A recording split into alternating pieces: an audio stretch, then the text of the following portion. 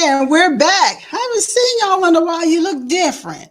I might look different. I don't know. We've just been in and out, but we'll talk about that later. Tonight, totally live once again. We're going to be doing Who's Back to Tea, the living room, the whole thing. Again, y'all, we're live. Let's go. I'm a filmmaker. I've worked in film, video, and television for over 30 years. I took a little break, but now I'm back.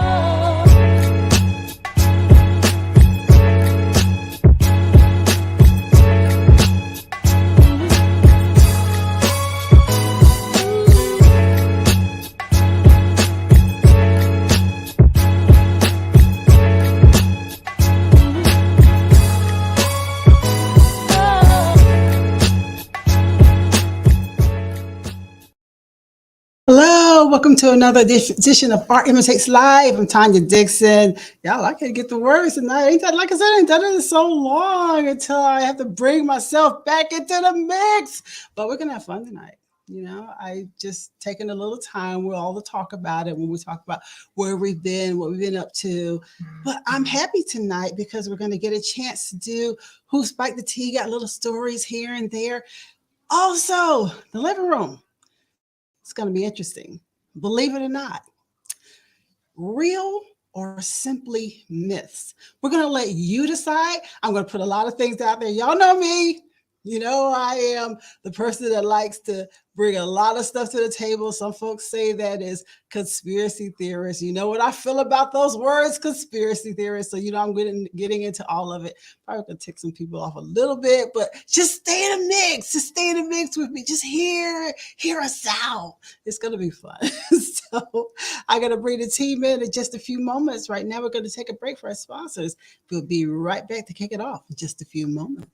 Art Imitates Live with Tanya Dixon is being sponsored by Tandiland Global, bringing your multimedia dreams to life.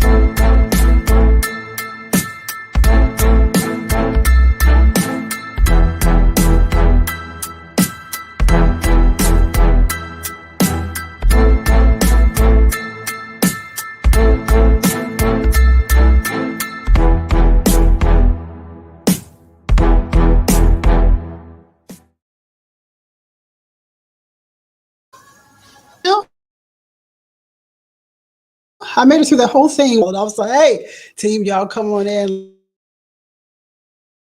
Let me go ahead and open up the door. And y'all need to come off break. And let's see. Hello. Hey, y'all. Hey. How y'all doing? Hey. All right. Take mine over there. Well, why is mine sitting right in the middle? I don't know. Yeah, I muted mine and it's supposed to be off to the side, but we're just gonna leave it there. Just leave it there.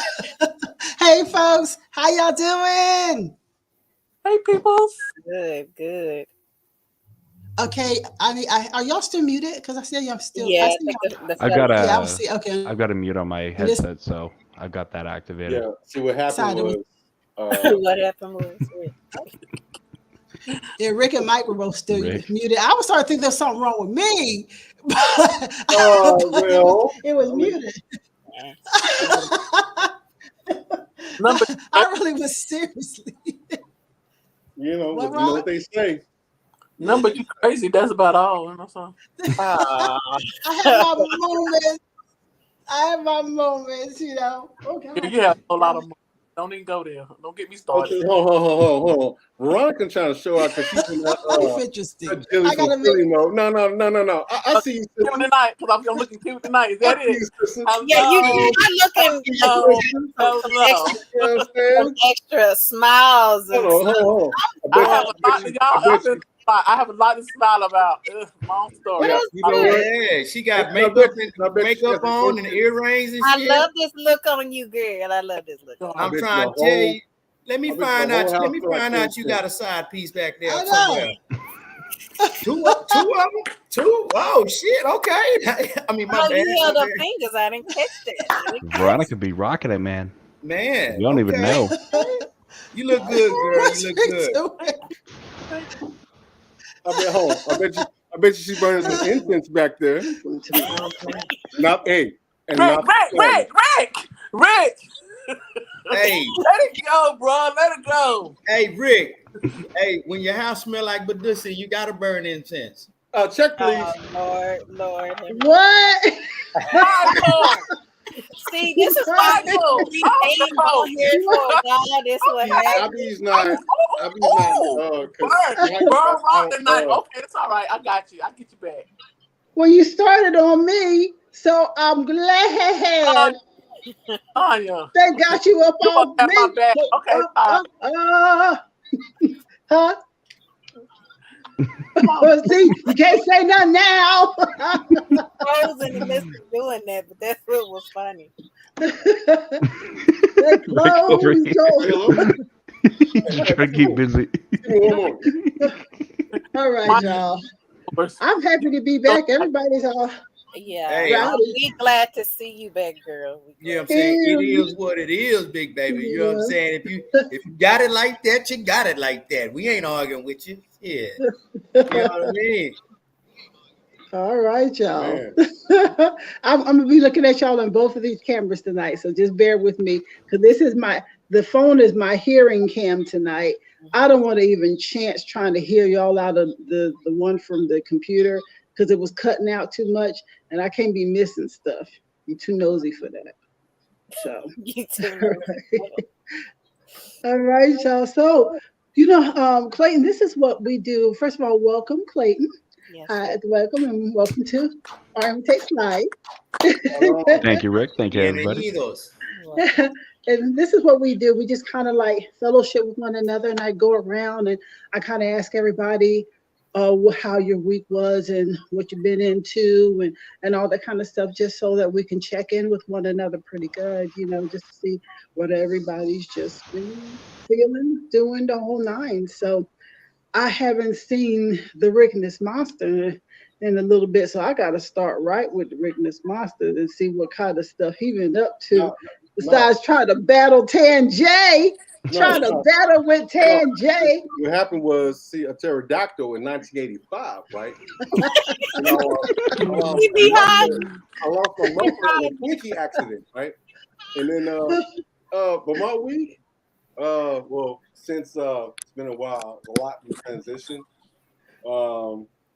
Reached out to this gentleman in terms of what I'm venturing into, and but you also have to remember it's like you got it, like you got the connection, but you still have to put in the work because it may come to a certain point in which they may vouch for you, but also when I remember when Steve Harvey said it the best. It was dope. He said, doing what you love to do, it's like doing 100 push-ups.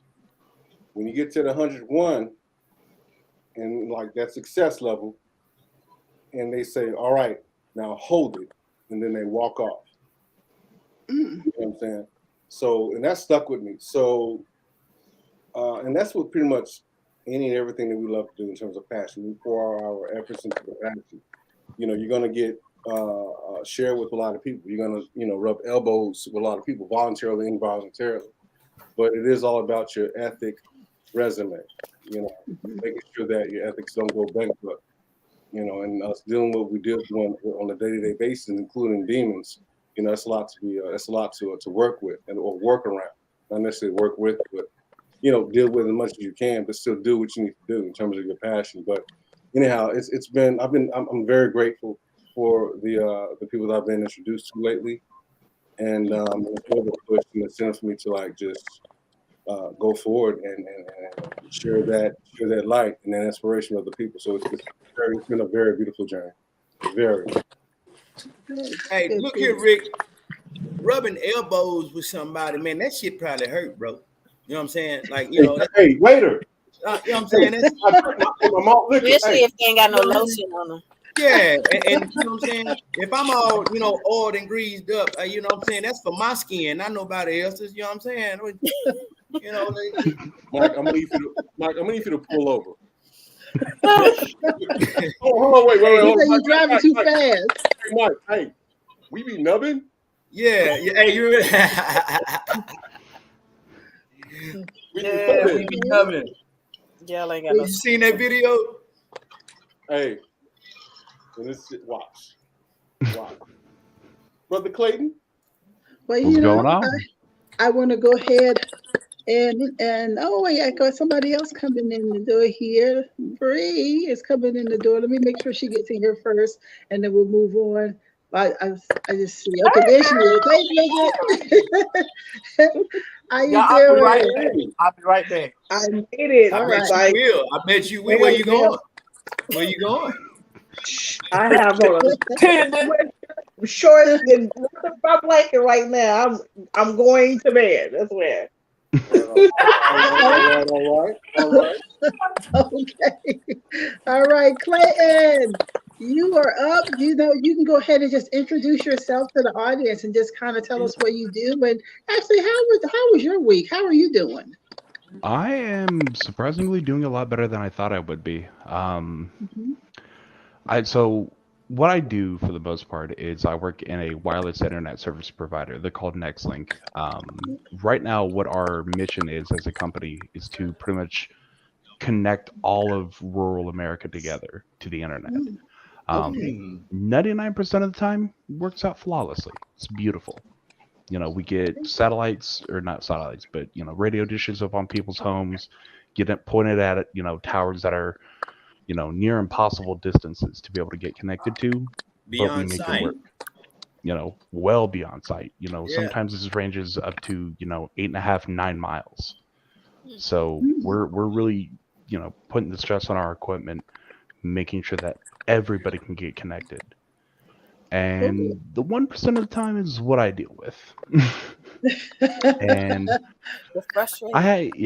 I had a call come in. It was a very short call. It was only about 2 or 3 minutes, but it was some of the funniest work joy I've had in a while.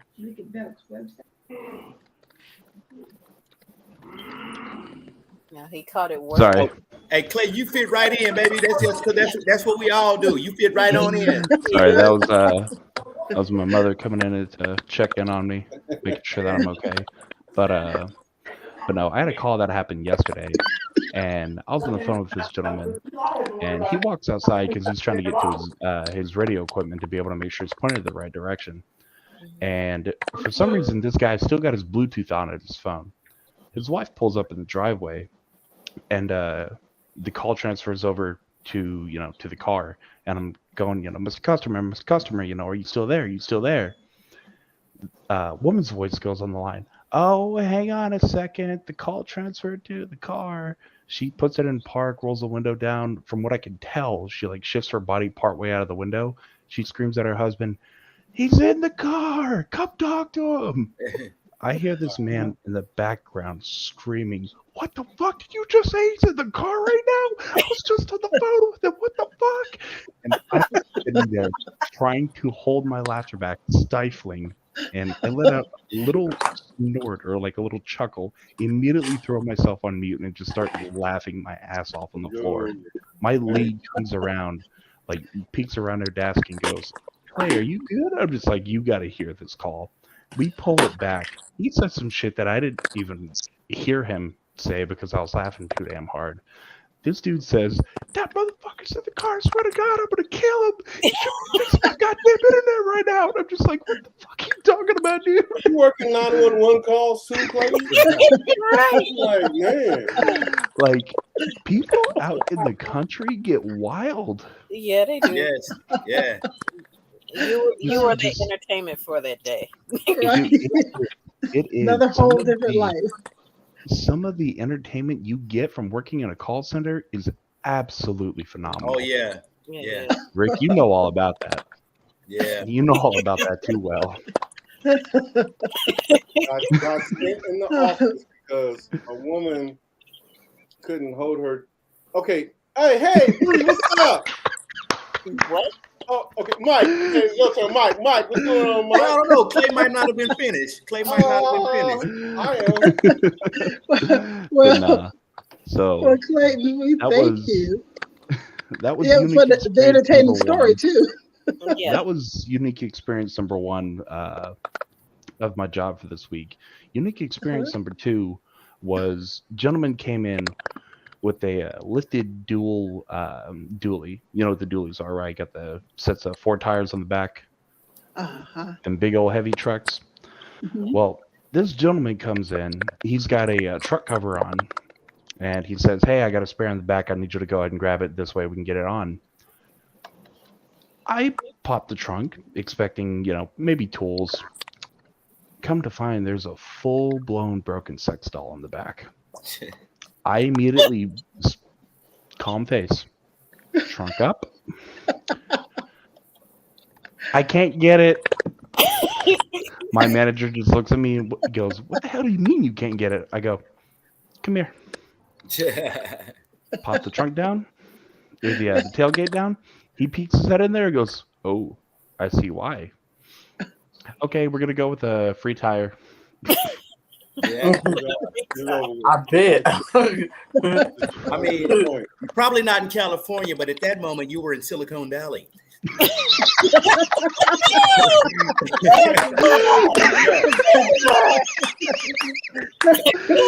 Damn it, you caught me off guard. Woo. That was cute. That was quick. I like the quips. I love the quips. Hey y'all. Hey. Toshiba. I didn't see Shiva. Oh, I see her. Hey, Shiva. Got your own theme song, girl. That's right. I forgot about the theme song. Oh, man. But thank you, Clayton, for sharing with us. Thank you for being here tonight. It's going to be interesting because I think that I'm going to hear some really interesting theories of things that I can already tell right now. There's a lot going on tonight. Everybody's pretty high spirited. It's going to be interesting. There's going to be a whole podcast just between Rick and I with this. All right. Rick already knows. There's one word you don't say around Rick, because if you do, it's nothing but that topic. All right. Hey, I'm in the same boat with you, brother. It's all right. Man, it's been for me, it's been hectic. This boy, ooh, Lord, you got a lot of stuff going on. Yeah. We had. I'm gonna say this fast so we don't have time for y'all to try to get sad on me, but it ain't. It's a mix of everything. Y'all know it's just like me. You know what I'm saying? My experiences is just like me. You know what I'm saying? Crazy as hell and bipolar. But anyway, now I've been dealing with some stuff, trying to deal, with the whole retirement transitioning. Y'all heard this week after week. But and over the course, I've been telling y'all about my family and stuff that's happening. So I end up having like some deaths in the family. I left when I was like 17, 18. So a family that I ain't seen them in a long time. So it don't really affect you to where you start slanging snot to tears, but it's just still, hey man, I grew up with that person. I used to play with them when I was little, and it's still sad that somebody from home ended up passing.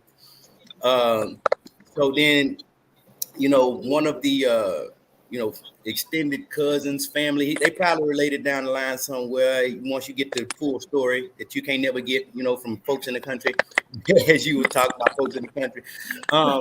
But one of my, somebody I end up getting murdered, man, and shot 12 times with a damn AR-15, behind, the gentleman was trying to help somebody escape an abusive boyfriend or something like that, and maybe they wasn't fooling around, but it ended up in a loss of life.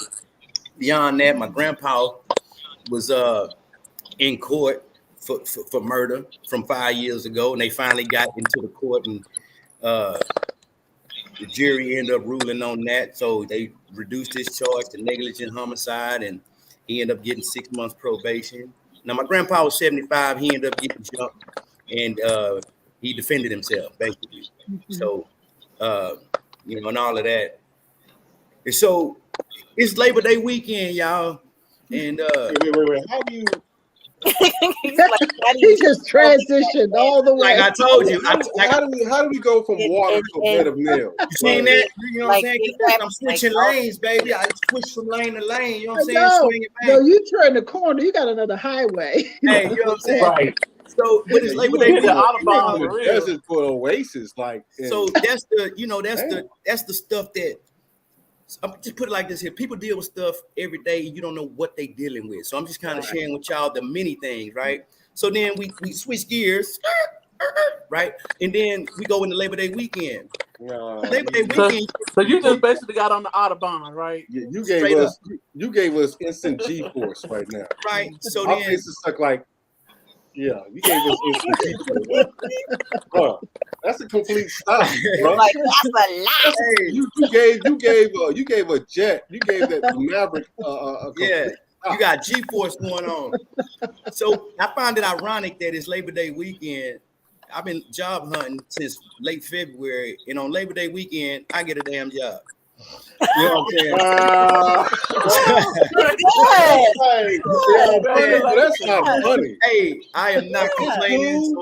So that's the good news, man. So that's the good news. You know what I'm saying? Lord upstairs, the universe, everything just kind of aligned. So I'll be, starting on the 12th. You know what I'm saying?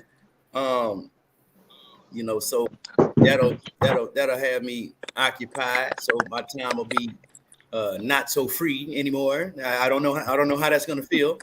But then, so that's some good things to look forward to, man. And and then my little brother up in Vegas right now, he's getting married this weekend. Whoa, what happened? We got knocked out. Yeah, I think something. It was it's my fault, y'all. It's my fault. No. Nah, just blame it on Rick. No. No. Anyway, so I got little brother out in Vegas. I was typing and I must have hit a button because I was typing. So don't do that. Don't do that. You supposed to be listening. I'm sorry about that. I'm messing with you. But my little brother out in Vegas getting married this weekend. So, like they say, like if somebody passed and a baby being born, it's kind of like a continuation of, the circle of life. And so even though negative things happen, positive things are happening as well. And it's all depending on what you focus on if you let that get to you or, affect your mood. So that's kind of what's been going on with me. Clay, we're going to talk later on because I'm taking cybersecurity courses right now. And hey, good stuff. Some of the stuff that you're talking about, you sound like you may know a little something. So I just want to ask a few questions later on. We can get to that later on. One thing I will say, Reddit is an absolute gold mine of a resource. Gotcha. You have no idea how much free information is out there. Gotcha. Okay. All right. Thank you, my Margo. Margo, what you got going on? And how's Grand Cat? Oh man, I've been mad at him this week. Really? Why? He's been feeling like he's been attacking me while I'm in the kitchen or somewhere. Well, the thing is that he needs his claws cut down. They've grown out again. And so he catches me off guard. Knowing it's a cat, it means no harm. But to me, the nigga drawing blood. So damn. I can be in the kitchen like cooking and he's like looking like what you making and I want some, and then the next thing I know I turn my head and it's like jumping on me trying to climb, but it's put that claw on the back of my calf. Ooh. Tanya, are you and Margo related by any chance? That's the perfect time to hear me. Are you and Margo related by any chance? Tanya, are you and Margo related by any chance? I know, because I just love hearing the cat stories. I love cats. But Nice, everything. But yeah. And today he decided he wanted to tap dance in my bowl on my tacos. So I'm mad at me because I was eating, mad at him because I was eating, and he just. You will become a delicatessen somewhere. A delicatessen somewhere. He put his foot in my taco, so I wasn't too happy about that one. No, that's not. Hold on, you said what? Yeah. My grandcat put his foot in my taco. I was sitting on the couch eating, and I had my bowl and I had my taco. Oh, you talking about okay? I understand. I don't know what type of freaky shit you got going on over there, but the cat put his foot in my You gotta stop calling him your grandcat. No matter how you say that, that's you got to clarify. Nah, yeah. Hey, you gotta stop calling me a grandcat because he thinks your mom. You know, you're the female of the household. He thinks your mom. Yeah, but I'm. You got to get him some catnip. Let him level out a little bit. No, he does enough. He does enough. He's a sweet cat in the morning, but then he's a little wild and crazy and does odd stuff in the middle of the day. So when you come home, you're literally talking about here kitty kitty, here kitty kitty kitty. Oh, kitty kitty. No, but okay, I give you that one. But besides that, dealing with both my sons, which they're great. My newly high schooler, he's adjusting to everything, so that's kind of cool. And every now and then I'll hear a story how he's irritated by somebody just because he's like they're all stupid. And then you know, my eldest, you know, I'm loving the way he's growing into being a young adult, a young man. So besides that, work has been crazy. Kids are improving, but I have this one little boy, I call him the little, I don't know if y'all have ever seen the kids movie In and Out, but the little blue character that's always sad. I have a little boy that's in my class that's always and he'll do the wildest things. He'll do little stuff and just sit down and be sad. And then I'll be like, okay, go to the bathroom. Go to the bathroom all day long. Then one time I find him just squatting doing like this. And he just goes on the floor, on the carpet during circle time. Oh, like, wow. No problem. So who's got to stop next song and go help? So crazy stuff like that. But other than that, life is good. Life is interesting. Life is life. And that's right. Said kids, it's time to bust out the play shovels. Well, as you have an interesting week, of course, I always enjoy the grandcat stories. But we got to come up with a new name for him because he's no longer your grandcat. That's your female kid, your female fur baby. Yeah. So you just call it just instead of saying grandcat, just call it child cat. Yeah. That's what it turned into. That's your female fur baby right there. So, all righty then. Thanks, Margo, for being here. Rock, what's going on, Monica? I'm about scared to go because them carrots right in the back. Them two at the top. I'm about I mean, you know, if you're gonna bring us, we gonna make us a part of your life. We gonna get roasted. You know what I'm saying? I am. And we bring fun to the party. I got a lot going on. I had some exciting news, some very good news, some wow news. So I've really been doing some good things right lately. So the last couple of months that we've been out. Remember the little journey I was going on about my weight loss? Yeah. Mm-hmm.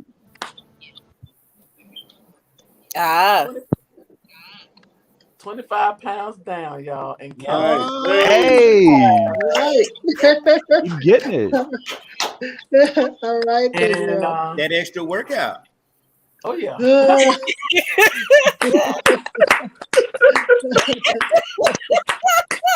Sorry, y'all. Okay. Woo. Yeah, get it. That's all right. No, I got 3 new friends. Hey. Hey. I'm Okay. trying to tell her to cool her jet. Hey, I mean, y'all talking about me on the Autobahn. Your ass on the Autobahn because you passed. She passed. Out of all 3 of them, I think about 2 of them has really made me happy. So Nah, it's good to see you lit up though. You know what I'm saying? I am. Since my little weight loss, I'm up moving around a lot more. I'm doing a lot more things.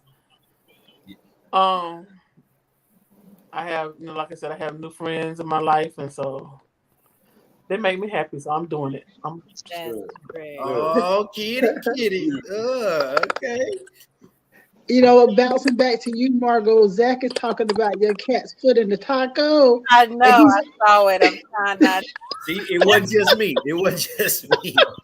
He said your cat need a job. It might sound crazy. That's what happened. That's the truth. I don't be making nothing up. But He said your cat need a job too.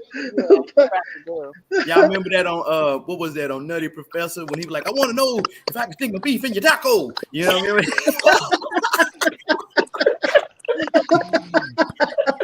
Okay. All right, so I'll tell you. Look, I've been on one all day. I got a whole bunch of sleep last night. So, it's gonna be dangerous tonight. Oh Lord, it's gonna be dangerous tonight. Oh Lord, gotcha. Well, thanks, Veronica, and congratulations, and keep it going, girl. Keep it going. All right, Bridget. Welcome. How you doing, girl? What's been going on? Hey, look, I had to jump on here tonight just to kind of decompress. It's been a crazy month to me. Let's just put it like that. It's been a crazy month. We never had a chance to just come on here just because life taking over and driving me up the wall. But just with the kids and my mom and back to school drama, life drama, kid drama. So yeah, I definitely need to just take a little bit of time for me tonight. So that's why I'm here. I actually had a little bit of free. Well, welcome back, honey. Why you post up like you watching an episode of Living Single? What you say, Rick? Why you look like you post up like you watching an episode of Living Single? You know what I'm saying? I wish I was back. I'm on my couch. She is in a position. She is right, looking like an old black Elvira. You know what I'm saying? I mean,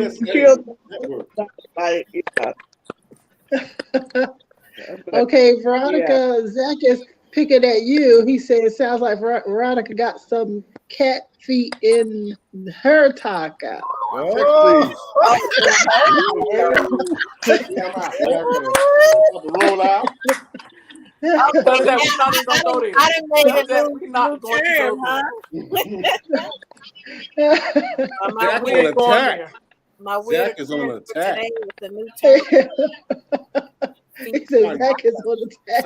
You need to call that Zach attack. Zach must have got some sleep last night too. He right there with me. Yeah, y'all need to wake up. Right. Exactly.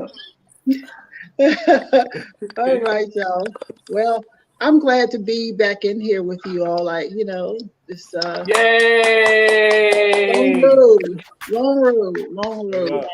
And some days not so good, some days pretty good. It just kind of goes back and forth. You gotta take it as it comes. So me, and like I told y'all, this is my best friend. I call it my boyfriend. Because this is the only thing that sleeps with me every night, goes everywhere with me, and that's my defibrillator. Because and he's still hard-headed. To keep me going. Huh? And he's still hard-headed. I try not to be. I'm trying not to be. I'm trying to be good and stay in the pocket and do what the doctors and all tell me to do, and But there's just sometimes when you get a little ornery. But I'm just happy to be back. It's been a long road. I didn't really talk about it before. It was months and months and months of thinking that I had this extreme asthma. Never thought it was going to be severe heart failure. We got the diagnosis that we're asking for. Now is the recovery. Not a condition that they say you can cure, but you manage the symptoms. I personally believe I can get further than that. So I'm going to work towards that. Don't know what it looks like, but going to work towards that and happy about it. Happy that we have that diagnosis that I asked for and get to go on that road to recovery. And so keeping my defibrillator with me every day. Never thought that I'd be wearing a life vest every day, but so glad that I took myself to Emory, the teaching hospital this time, and they gave me everything that I needed, to move forward. Big shout out to the 2400 cardiac team in Emory, because they took care of me so well, and just happy. Shout out to God, because it didn't have to turn out this way. When they tell you at the doctor's office, go to the hospital now, it don't have to turn out that way. So I'm very happy that it turned out this way, and I'm happy that I'm here, and I'm happy that we get a chance to move forward and do a lot of stuff. I'm excited about that.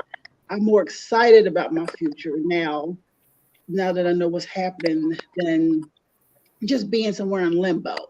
So I'm just excited about things, and I never thought that I would be excited about my own weight loss, because it was coming off by crazy ways. But as I told people, this is my last thing I'm gonna say, and I'll joke about this, and then I'm gonna walk out of it. Veronica said to me in the hospital. Wait a minute, hold up. Look, wait. Watch what you been saying. Mike is in it. Look, he ready for it. Okay. Veronica said, when you leave that hospital, you're going to look like olive oil. I said, I probably will look like olive oil. But the day that I put on my clothes and I was leaving the hospital, it was like the movie Big. Remember Tom Hanks was playing himself, and then when he put on the head on the suit, and then he struck down to the kid? That's how I felt leaving the hospital. Yeah. And so I just decided now to just walk into that life and do more with my body now, try to heal and just do more with it. So happy about it, but I guess I am olive oil right now too. Oh gosh, oh my gosh, oh come on. Happy to be here with you all. Wait a minute, what is Zach saying over there? What's he saying now? He said, what about me? I took a good care of you too. Yeah, he did. Yeah, you did, Zach. Zach, you're right. Zach was at the hospital with me. It helped me every day, especially when I was not understanding my new walk. I guess you can say he was there every day to help me to understand that new walk. And I'm very happy and I'm very pleased. And thank you, Zach. You're much loved and appreciated. And we got somebody coming in, and look who coming in here. Look.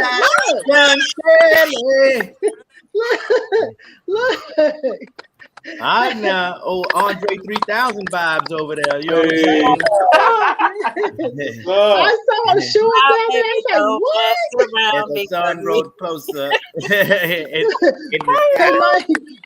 Mike, when I first looked down there at him, Mike, I was like, Bridget sure looked different, because he pulled up in the same place. Yeah. Bridget sure looked different. You know what I'm saying? Horoscope. Unmute yourself, Shelly. Unmute yourself. Hold on, let me unmute you, because you're muted. Okay.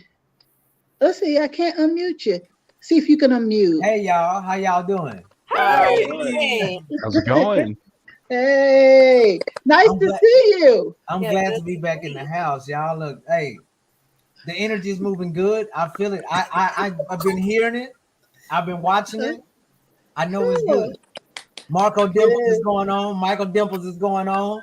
I mean, Yeah, you know, Veronica over there looking good. I see you, baby. You happy? I see you. Rick, what's up, baby? And Miss Tandiland, I'm glad you are back in health and good spirits, baby. I love you and welcome, Thank you. Love you Mr. back. Clay. Welcome. Thank you. Thank you so much. We Well, you be know what, missing you. y'all? Well, you know what? Hey, let's ask Shelly real quick. What's been going on with you? And then we go to Who Spiked the Tea. What's been happening with you? How's your new venture, your world going? Well, thanks to Mr. Mindright, getting me to New Jersey. I got to turn a new leaf. And Right. turn a new leaf and turn them loose. going into the military right out of high school, I missed the whole college experience, right? So now that I'm out the military and I'm successfully through 2 marriages, I'm not saying that they're failures, they're experiences that I learned from. So I'm hopefully I'll get married 3 more times and I can learn from them to be better. All right. I'm successfully in school now. I'm a theater major. I love what I'm doing. I'm going to bring my talent and my experience to the screen to touch and reach generations. All right. I want to be talked about 2,000 years later, like Thespius was when he started. He was the first actor in Greek, in Greece. So he's talked about 2,000 years later. I want to be that too. So I'm starting now. Give me about 6 months to a year, and I'm gonna be one of your extras in your movie. Indeed. Hey, hold on. That gold, Veronica. Hey, Shell, Get it. Hey, Shell, let me tell you something now. Veronica is on a new move now. So when she say give her whatever time she need, you make sure you ready, because she might come in there with some with some cougar vibes. You know what I'm saying? Hey, Mike, I like yellows and I like cougars. And you might want to put your foot in her tuck. You like yellow cougars, huh? Like yeah. Oh God. Sorry. Y'all are too many things. Y'all are too many things. Well, you know what we're gonna do? We're starting late tonight, so I'm only gonna do about 2 or 3 Who Spiked the Tea stories, and we'll move on to the living room, because I want to make sure we get in the living room and talk about all that subject matter tonight. So let's go ahead and get ourselves ready for some tea. We'll just sip a little tea. Just come on in this living room and sip on some of this tea. All right now. Well, here we go for the living room. Let's get it.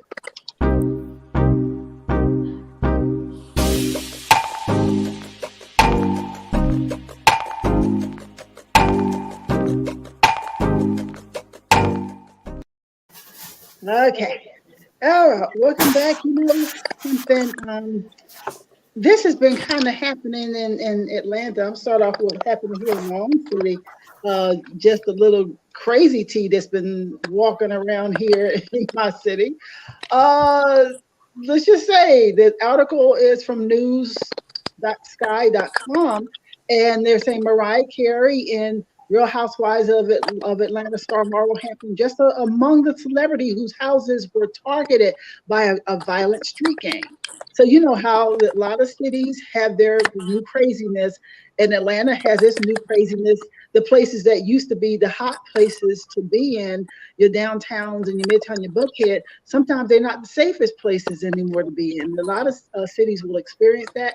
We're experiencing it here too. So I'll give you a little bit of this story. So the Atlanta District Attorney has warned alleged gay members that they will be found, and says that she is not going to negotiate with them when they're caught. It comes as charges have been made against 26 people over alleged targeting of homes in the areas, including Mariah Carey's. Members of a violent street gang targeted celebrities and athletes, including, Mariah and then Margo. The prosecutor has said in a formal indictment. The charges have been announced in Atlanta, Georgia, as 26 people, with the majority accused of violating the state's anti-gang and racketeering laws. This is, says the Associated Press. Well, I'm going to skip down just a little bit. Because, Bridget in. Oh, Bridget. Okay, let me get over. Let me let her in. Okay, I see her. See, now it drops down because I get so many on the first line, and then it drops down. So now I see you, Bree. I'm sorry about that. Okay. All right. So here they're saying, like I said, Margo Hampton, Atlanta United soccer player Brad Guzman, Atlanta Falcons American football player Calvin Ridley. These are some of the people whose homes were broken into. And they're saying that the crimes listed in the former document is carjacking, kidnapping, armed robbery shootings, home invasions. It's all crazy. Oh my God. It's just too much. No, I don't want to go there. It's too much. But you know, the thing is, we don't experience a whole lot not walking in those, hanging out in those areas. You know what I'm saying? If you hang in those areas or go to some of those areas, or maybe some people, their home, you get targeted. That's why I tell people all the time, and this is something where I tell Zach and I talk about. I said, I don't want you to be able to get to my front door. You're gonna have to catch hell getting to my front door when I move to financial levels like that. You're gonna go through it, getting to my front door. It's like they're sending the celebrities like a heads up, like your celebrity status don't matter. We're going to allow certain things to happen. Right. That's how I see it. It's like even your own status won't protect you unless they say so. Right. The wood is real. You know what I'm saying? That's any hood, and they're making it very apparent. Mm-hmm. Right. I just said to myself, it's just like I said, is a lot of these cities have changed, and they may at one time have been the place to be. I want to be to this section here, and it's a place to be. But now it's different. Oh, go ahead, Shelly. I just want to ask the question. As a culture, is it safe for us to now be able to, without being counseled or talked about, by our own people, is it safe to say now that niggas are out of line? I'm gonna be honest with you. Like, we are making, and I never understood this when they would say, like, it's a few of them that make all of us look bad. I understand it now because I'm feeling the residuals of that. Mm-hmm. I'm not a gang member. I'm not a gangster, but I have tattoos. I have dreads. I used to have gold teeth, so I look the part of a gangster, but I'm a very intellectual young man. Right. And when I get shut out of certain opportunities because of what the masses see a black man as, because when my teacher today in my American minorities class typed in thug on Google, the first picture that popped up was Young Thug from Atlanta. Wow.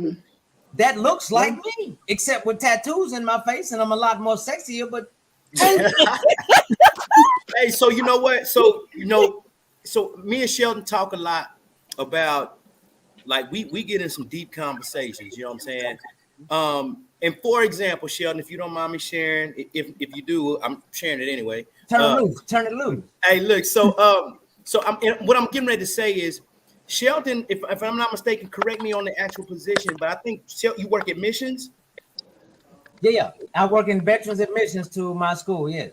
Okay, so so he works in veterans admissions, and you know how we talk about code switching. Sheldon's not code switching, but the way his approach that he has adopted for greeting the folks there, and I mean, it's his own natural personality, but the intent behind how he greets and meets these people is so that these folks don't come in, because the way that media portrays, African Americans or black people, the way that his ideology as far as how he meets and greets the people basically is centered around not wanting them to look at him and think that he's what they may have seen or what they may think a black person is. So he's full of, y'all see him. He's full of positive energy and this, that, and the other, and he's going at those people, talking to them as if they belong, and as if he already knows them. Like, hey, you already know me. I'm here. Hey, what's up? You know, you got a question? Ask That's me. it. What's up? That's So it. you can explain further, Sheldon. I'll back out of it. But I just remember you telling me that. But when you brought that up, that's kind of one of the things. It's not that he's asking a question. It's affecting him personally. You see what I'm saying? Mm-hmm. Go ahead, Miss Tandy. It's your show. I'm sorry. Oh no, go ahead. I want you to go ahead and like. That is the cause for this the Nick Cannon turban type thing. But, at my school where I'm at, there are a lot of international people. I've never seen this many different ethnicities in one place. So when these international people came, and I'm the leader of the Black Student Alliance, and they asked me to greet these international students that have never been to America before. First of all, I felt like they were setting me up for failure to see if I knew how to handle this type of situation. Mm-hmm. But then I also thought about the people that are coming into America that already have a perception of what a Black man is from what they see on TV and social media. So I blew their ass away. As soon as they came in there, I was like a genie like this on a magic carpet. And it was, who was this guy? Any question you want to know, I got the answer to. It may not be the right answer, but I got an answer. All right now. Go ahead now, bro. So just breaking that bridge right there, the German woman told me, I'm not white, I'm German. The Scottish man told me, I'm not white, I'm Scottish. The woman from Spain, Barcelona, I'm not white, I'm Spanish. So I broke down that barrier right then and there, and right now everything is going great at school. That's good. That's good. That's really good. I'm not Black. I'm. Who are we? That's the question. That's the question. You're American. Who are we? We don't know, bro. That's the we whole thing don't that is know. It's like, you know, it's amazing how these other races or ethnicities are quick to do that. They shed that place label or what have you. They recognize who they are. They know who they are. They are who they are, and they're quick to say, "I'm not white. I'm this and I'm that." That is self-application. That's interesting. If you look at, remember I was talking about the show Atlanta, Donald Glover.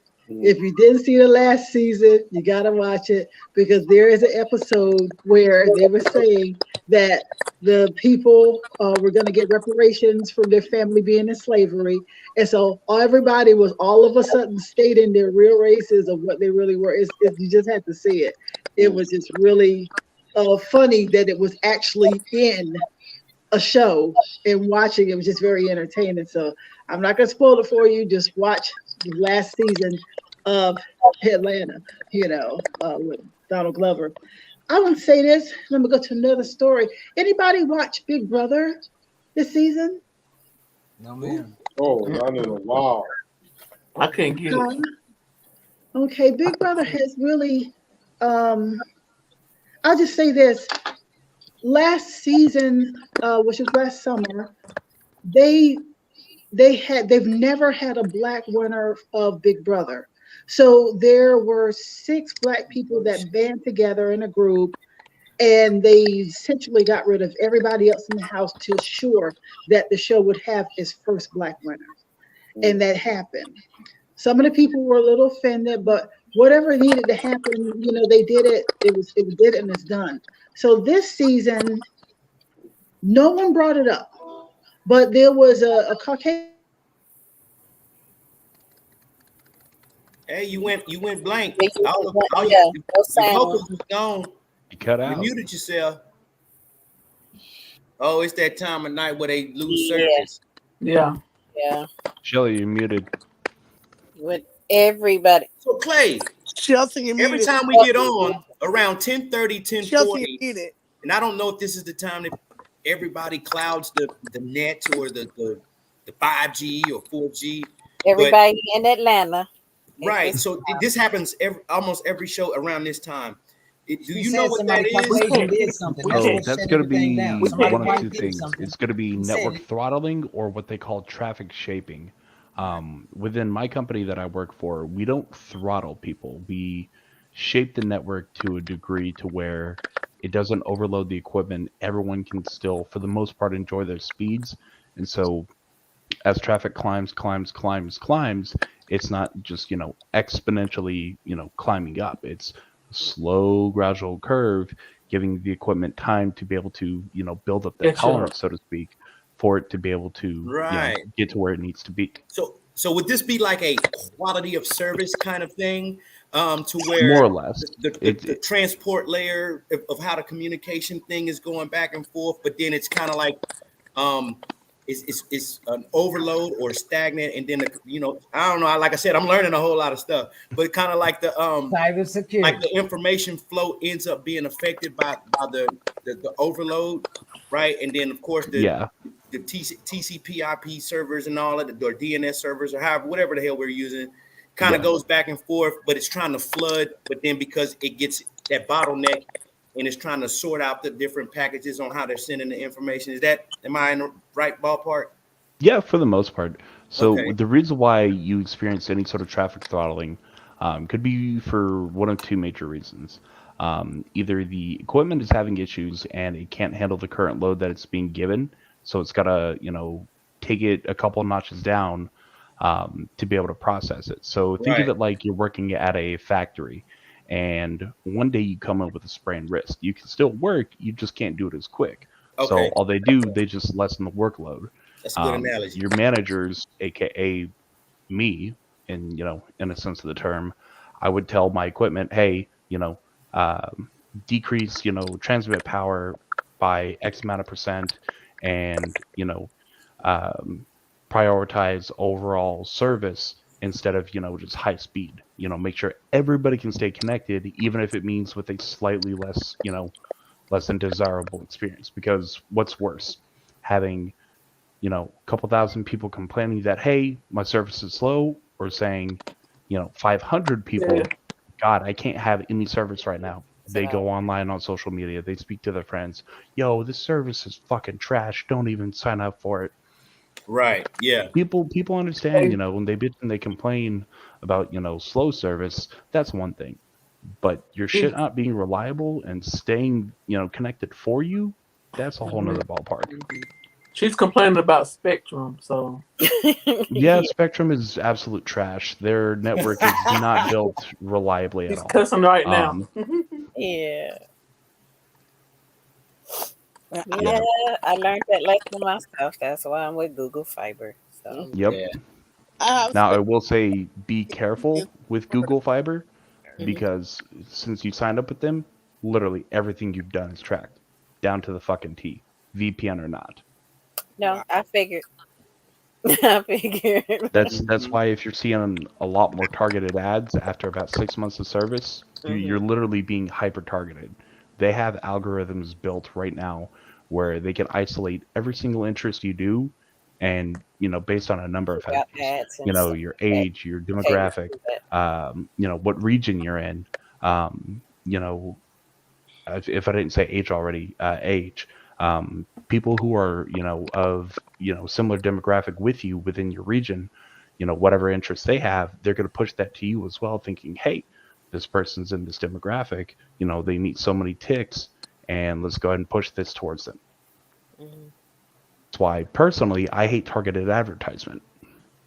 Well, true. I do too. I honestly believe that is a massive breach of privacy and my trust in, in any corporation. No corporation on this planet, nobody on this planet should hold that much power. You're right. Yeah. True. I agree with you, Mr. Clay, because I don't want everybody to know to have a foot fetish. Well, you just told everybody, so you. But see, that was my choice. They don't need to know about my other fetishes that I be looking for in private. It doesn't matter. You can turn on incognito mode. Whatever VPN you want, it don't matter. She remember what we were talking about earlier when I told you, when I was giving you that example, like how the brain is programmed, and I use computer terminology. Like, you know what I'm saying? Like when I gave that iPod example. Yeah. Now you get a brand new iPod, you press play, nothing happens until you pump information into it, just like the human. But then you can delete it. It's not necessarily deleted, it's suppressed and repressed, because the what they call them, like the cyber analysts, they go in there, or the you know what I'm talking about, when they go dig and looking for the internal hard drive. There you go. It still holds all of that. You know what I'm saying? The same way that the brain does. It doesn't necessarily go away, but they can always still. That's why you see when people go back and they say, all we need is the NIC card, or all we need is the hard drive, or whatever. They right? have forensics for that shit, bro. There we go. That's the word I was looking for, forensics. When they go in there and look at it, it's still there. You know what I mean? So that footprint is still there. It ain't went nowhere. Yeah. Yep. You know what I'm saying? Mike, I got a better way for you to be able to better explain it. So think of it this way. You got a file cabinet. That's your hard drive. Okay. Each of those little tabs that hold onto the rails, that's whatever file you have. Whenever you go to delete something, all you do is snip that, falls down into the bottom of the cabinet, hanging out underneath there in that little dead space. Right. Well, but it's still in the cabinet. Yeah. Yeah. Okay. Yeah. I like that. Data's still there. You can find it. You just got to dig. Yeah. So I was looking at this thing, and the guy with of course, you know, with TikTok University, right?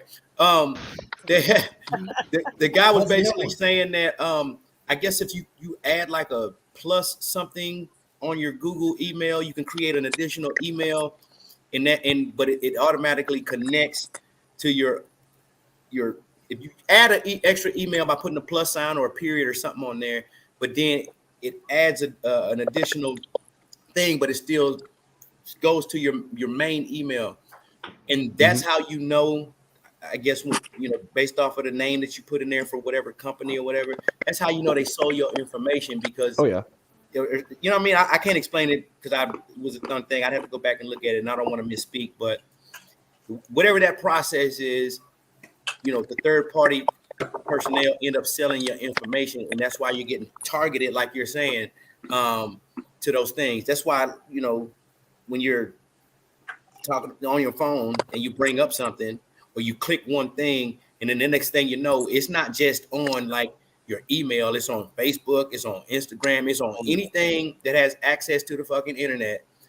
Anything that you looked up or looked at and or spoke about in the ads and everything else related to that topic is like all in your damn phone. That's why I stopped talking out loud. I quit saying shit. Because my phone be off when I go to sleep at night. I turn my phone off because I don't want it monitoring what the fuck I'm dreaming about. Right. Hey, so look here. Same thing with the Alexas. Same thing with the Google Home Hubs. Every smart device you have reports data back. You just took the words out of my mouth, Clay. Bro, conversations you have. Most smart TVs nowadays have a microphone in it. That shit sells data back to the or it sends that data back to whatever the manufacturer was. They sell that shit. Yep. So you got to think about it. Remember, they tell you to say, "Hey Google, hey Bixby, hey Siri." The only way they hear you, if I shut you out, I'm not listening to you. But if I'm active listening, hey, right, then I hear you when you say, "Hey Shelton, hey Michael, hey Siri." So if your phone is gonna respond to you when you say, "Hey Google," that means that motherfucker always listening. Right. Every time you say, "Hey," like if a motherfucker getting ready to hit you in traffic, "Hey." Yeah, man. He's got the right idea. It gets deep, man. I be speaking to the little Google thing anyway, because it's like I know y'all be. That's why I be, the way it looks and it lights up. I was like, I know y'all be listening. Clay, you in Texas? Oh, so you got that thing around your camera that light up like that? You got it for me, Clay. Yo, you right. I say I'll be speaking to it. It don't matter to me. I say I hope y'all listening because I'm gonna say some crazy shit. Go ahead and track it. I talk shit to Siri all the time. You want to know a funny fact real Siri quick? all the time. Fuck you, Siri. A funny what? Funny I can't respond to that. Okay, what's the What's the funny thing? Then she saw roasting your ass. Bezos has She saw roasting you. board. Hold on. Start over, Clay. Jeff Bezos has a seat on the board at the Pentagon. Oh, yeah. Regarding cybersecurity. Did you guys know that over 88% of the entire internet is ran by Amazon Web Services? Yep, AWS. Jeff Bezos runs the internet. Basically, He runs 88% of it. Did you know And that who if you the were to fuck take is out he? I don't know him. That's the owner of Amazon. Is he a doctor? yeah, Jeff Bezos, he's the Owner of he Amazon. was the CEO of Amazon. But I'm before saying, he is stepped down. he a doctor? No. No. So it's crazy. He was a guy who started off with making a online store in his garage selling books. Yeah. Eventually, he had so many vendors contact him saying, "Hey, you have a successful platform." Because it is started selling other, Amazon books. Didn't it start as Amazon books? Yeah. Yep, back in '94, right out of Yeah. Jeff Bezos's garage. But the thing And is, he can make him a plane to go to Mars if something happens on Earth. oh yeah, Elon Musk. Yep. I just found it weird that when I started, I've been in the military for 20 something years, so I never had my first couple of jobs was McDonald's and Wendy's and some telemarketing shit, and then I joined the military for 22 years. So like this whole job market thing was like a brand new experience to me. Like, you know what I'm saying? But every time you look up something, especially in the tech field, the first thing they say is they want you to be smart on Linux and a couple of these acronyms. And then the very next thing, or if it's not the first, it says AWS. Amazon Web Services. You know what I'm saying? And so when I kept seeing that across every scope, no matter what company, no matter what, they wanted you to be familiar with or have experience with or whatever, AWS. And when I seen that, I was like, damn, this dude got his hands in everything. You damn sure right. Yeah. Well, I came in on my cell phone. I just decided to reboot my computer. So while it's doing all that, I just came in on my cell phone because I said, this is ridiculous. This is, I felt like I was coasting pretty well. Carter Spectrum was not doing so bad tonight. And then they turn around and kick me right in the teeth. Well, that's because you have an influx throttle that's going on in your area right now. You missed out on a whole lot of you missed out on a whole lot of like Doc from Back to the Future. You know what I mean? Clay basically explained to us what's going on at 10:30 to 10:40 at night in Atlanta. So yeah, too many people are trying to access the internet, so they're just trying to throttle everyone down, being able to keep service for everybody. Thing is, most of the time, if you're connected via Wi-Fi connections go first. If you're connected via Ethernet, that's what will, for the most part, keep you more stable. Also, making sure that you buy a plan that is more than capable, for what your usage is. If you don't mind me asking, Tanya, what plan do you have? What plan? Yeah, like what speed? You don't know. I remember. I know I had to step it up in order to do it, and I know we had so much trouble. So they had to there's a pod out there in my hallway, and the Wi-Fi extender. Yeah, and because they were like, you should be able to do it now with the pod, and basic internet is okay, but every time I do the podcast, I can always expect some craziness to jump off. Honestly, if you have fiber in your area, get signed up on it. Okay. That means I got to go back to AT&T. Yeah. Well, unfortunately, but I will say fiber in terms of speed overall, having 1 gigabit up and down, absolutely phenomenal. Yeah. Okay.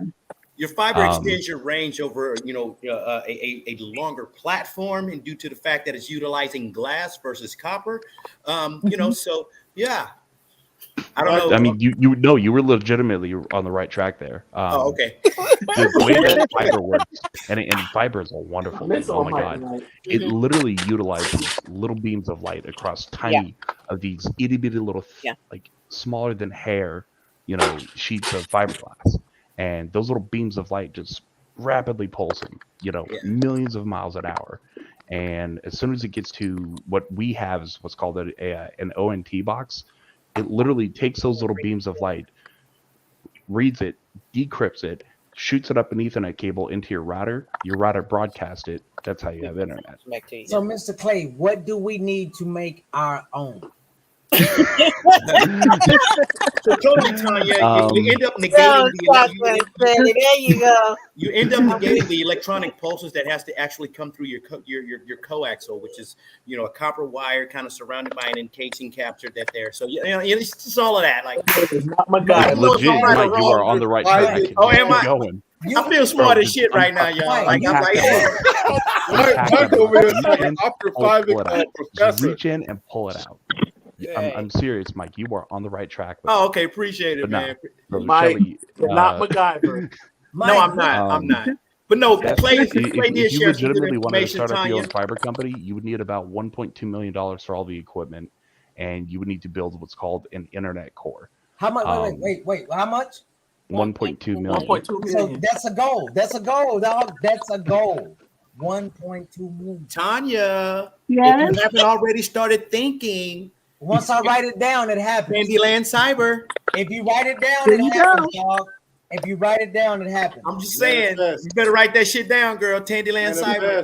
There you And go. you got- Yeah. You got, All right Clay now. you got Clay on the show, so And you know what? Because I cannot afford to be doing something and get shut down in the middle of it. So Right. need to have Tandiland, because Right. there's one thing that when we were looking at the whole thing about building the studios, they were like, hey, you're gonna have to have your own electrical grid. You're gonna have to have these things for yourself because the land, the acreage that we're looking at is too large to be And no managed. such thing. Solar power. No solar such thing. power. now when you got fiber Literally. optics, baby.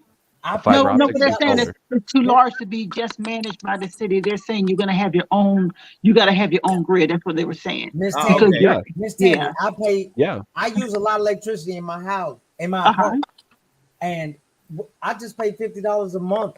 Well, $50 every 2 months for the solar panels that's on the roof. Right. Those shits work. You know what I'm Okay. saying? So Yeah, we're looking at solar panels, and see the acreage that we're looking at is above 600 acres, and so they said anytime you're going higher like that, you need to have your own grid. You have your own thing. So having my own cyber at that, yeah. that's why Oh, yeah. that's why it's good that you got veterans like me that have a VA loan that I can use this.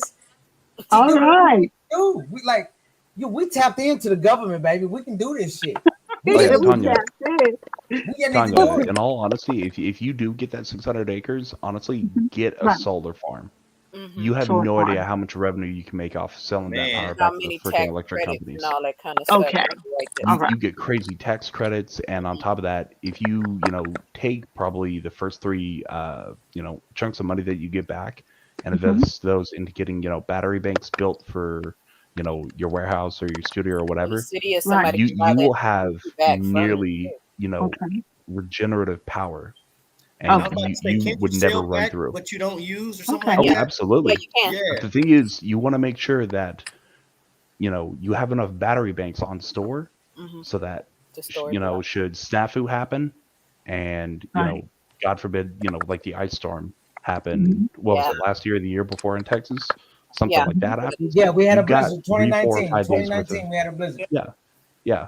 So Okay. if you've got 3 or 4 days, 5 days worth of electricity, literally just on battery, on tap at a whim, you're Right. good. You're good. Yeah. Okay. It's all about Ford building Motor Company. redundancy.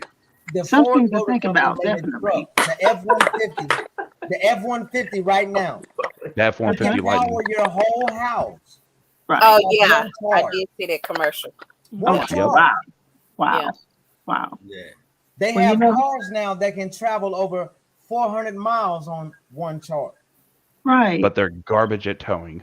They are garbage. But they also killed the man that made cars able to move off water. Mhm. You know what I'm saying? These are things Yep. we don't. These The are things FBI we killed don't them. see all the time. And if you don't read, Right. I had an ad today on my phone that came across that said, "Hey, I no longer have to read books anymore." It's an Audible thing. Like I'm like, damn, bitch. Oh. Like I don't want to hear somebody just reading books to me all the time. I'm sorry about customers, Tanya, but like if people take away the flipping and the pages of books, Yeah. like we're doomed. We're doomed. Right.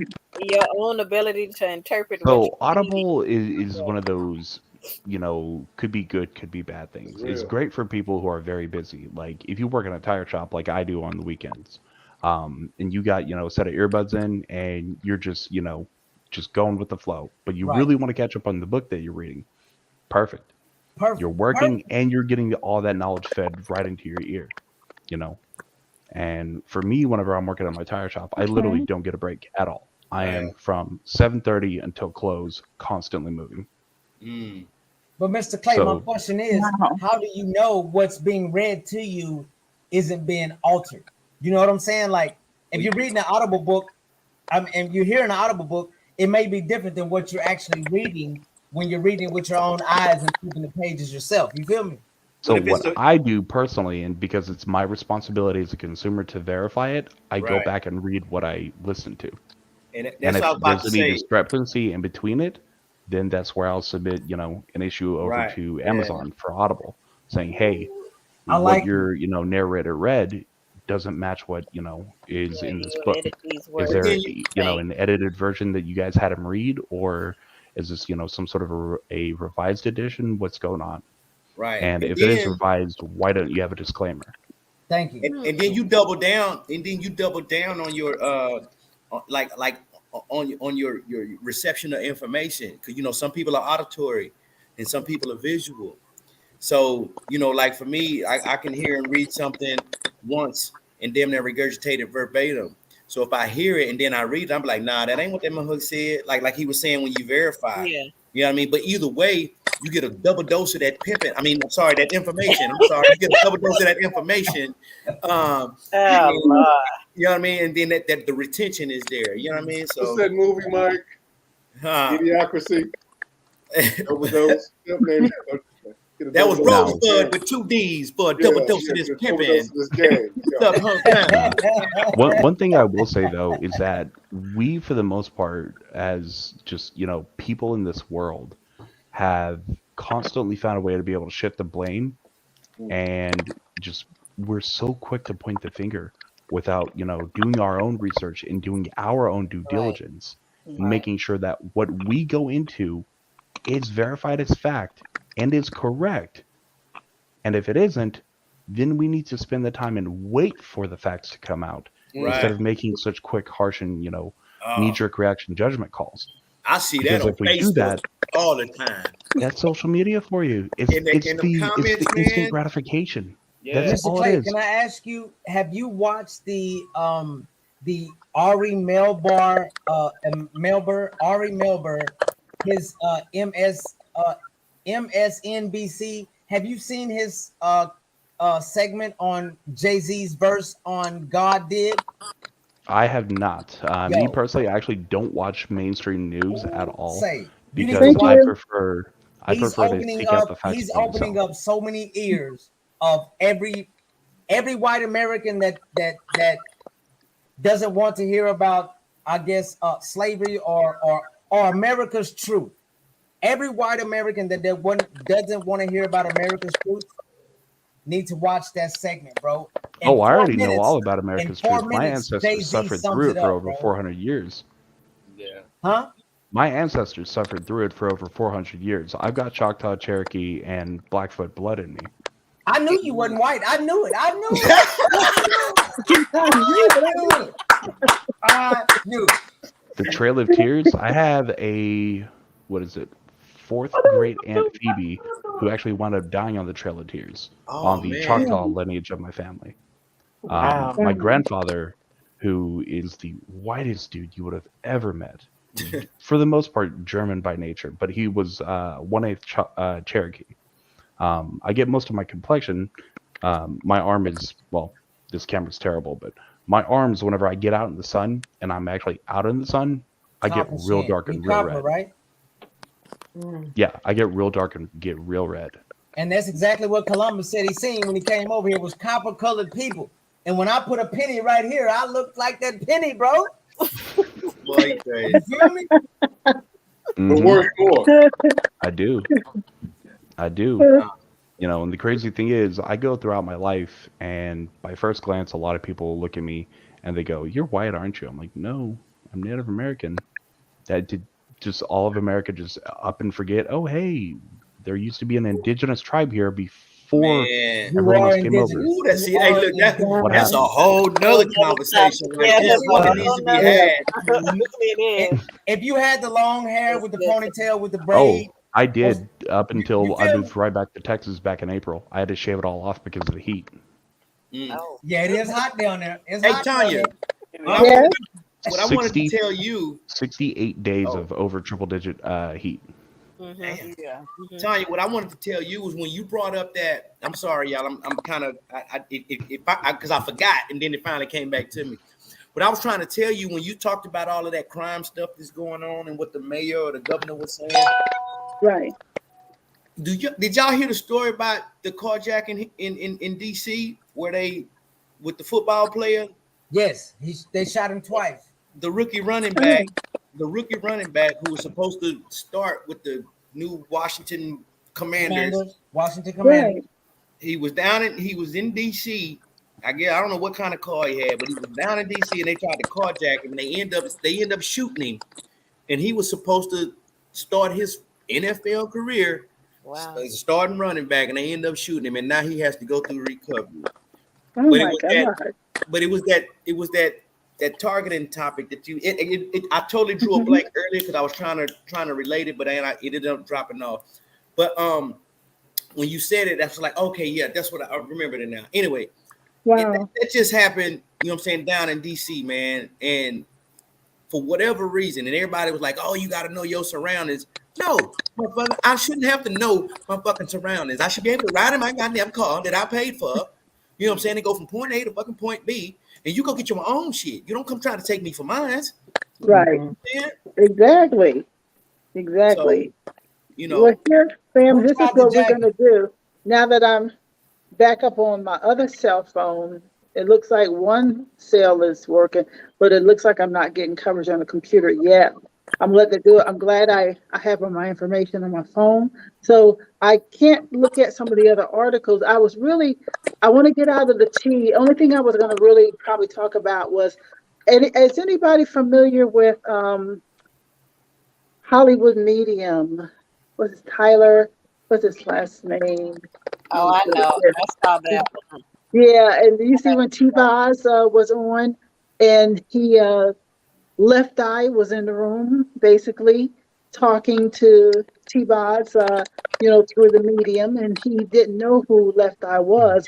He wasn't familiar with their career, but he was just talking about the accident. She talked about the accident, how in Honduras, she said that if that accident would have happened like the United States, she probably wouldn't have died because she didn't know those roads.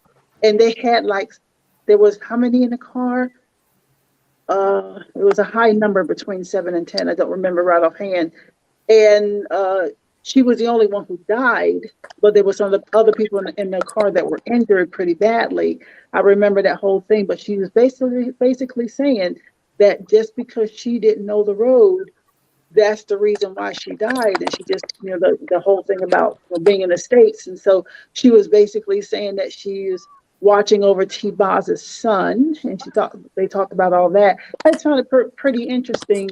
I like the show in general, but that particular storyline with T-Boz and Left Eye, and going back over that, and T-Boz, how she spent so much time in depression following Left Eye's death and everything. It took a long time for her to come back out of that. So, which is really interesting. I was going to talk about that whole situation.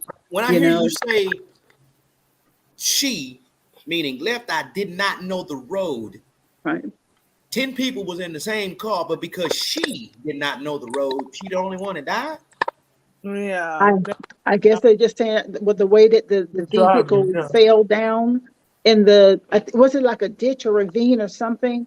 Mm-hmm. The way that it fell, she said she had the accident because she didn't know the road, and she might have been going faster than she should have been. Who knows, and that's how she actually had the accident. But she was saying that had she been on a more familiar road, like they were talking about how the roads are kind of windy there in Honduras.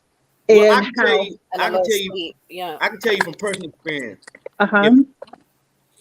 American, we have that technology and we have enough to where our roads are pretty good. I was in Africa for 8 months, and I'm gonna tell you right now, when we went out on missions, we lost the whole Humvee. Wow. How? On a winding road, and everybody in that Humvee died. I'm talking about literally going up a hill, mountain, whatever you want to call it, and the Humvee weighed too much, and the road crumbled from up under the folks, and they fell really far down, and we end up losing a whole team of folks. They was out of Guam, right?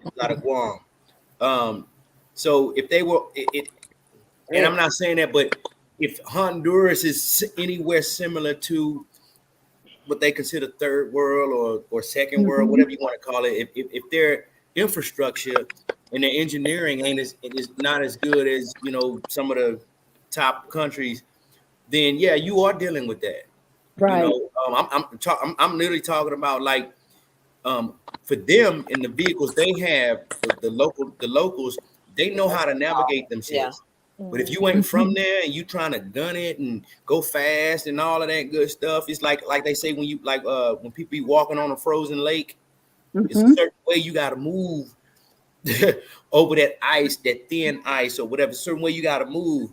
Right. I forgot what movie it was. It was some movie where these cats was supposed to go assassinate somebody, and they had this ice skate all the way across the damn lake to go kill the people they was killing. I forgot what movie it was, but it was a good ass movie.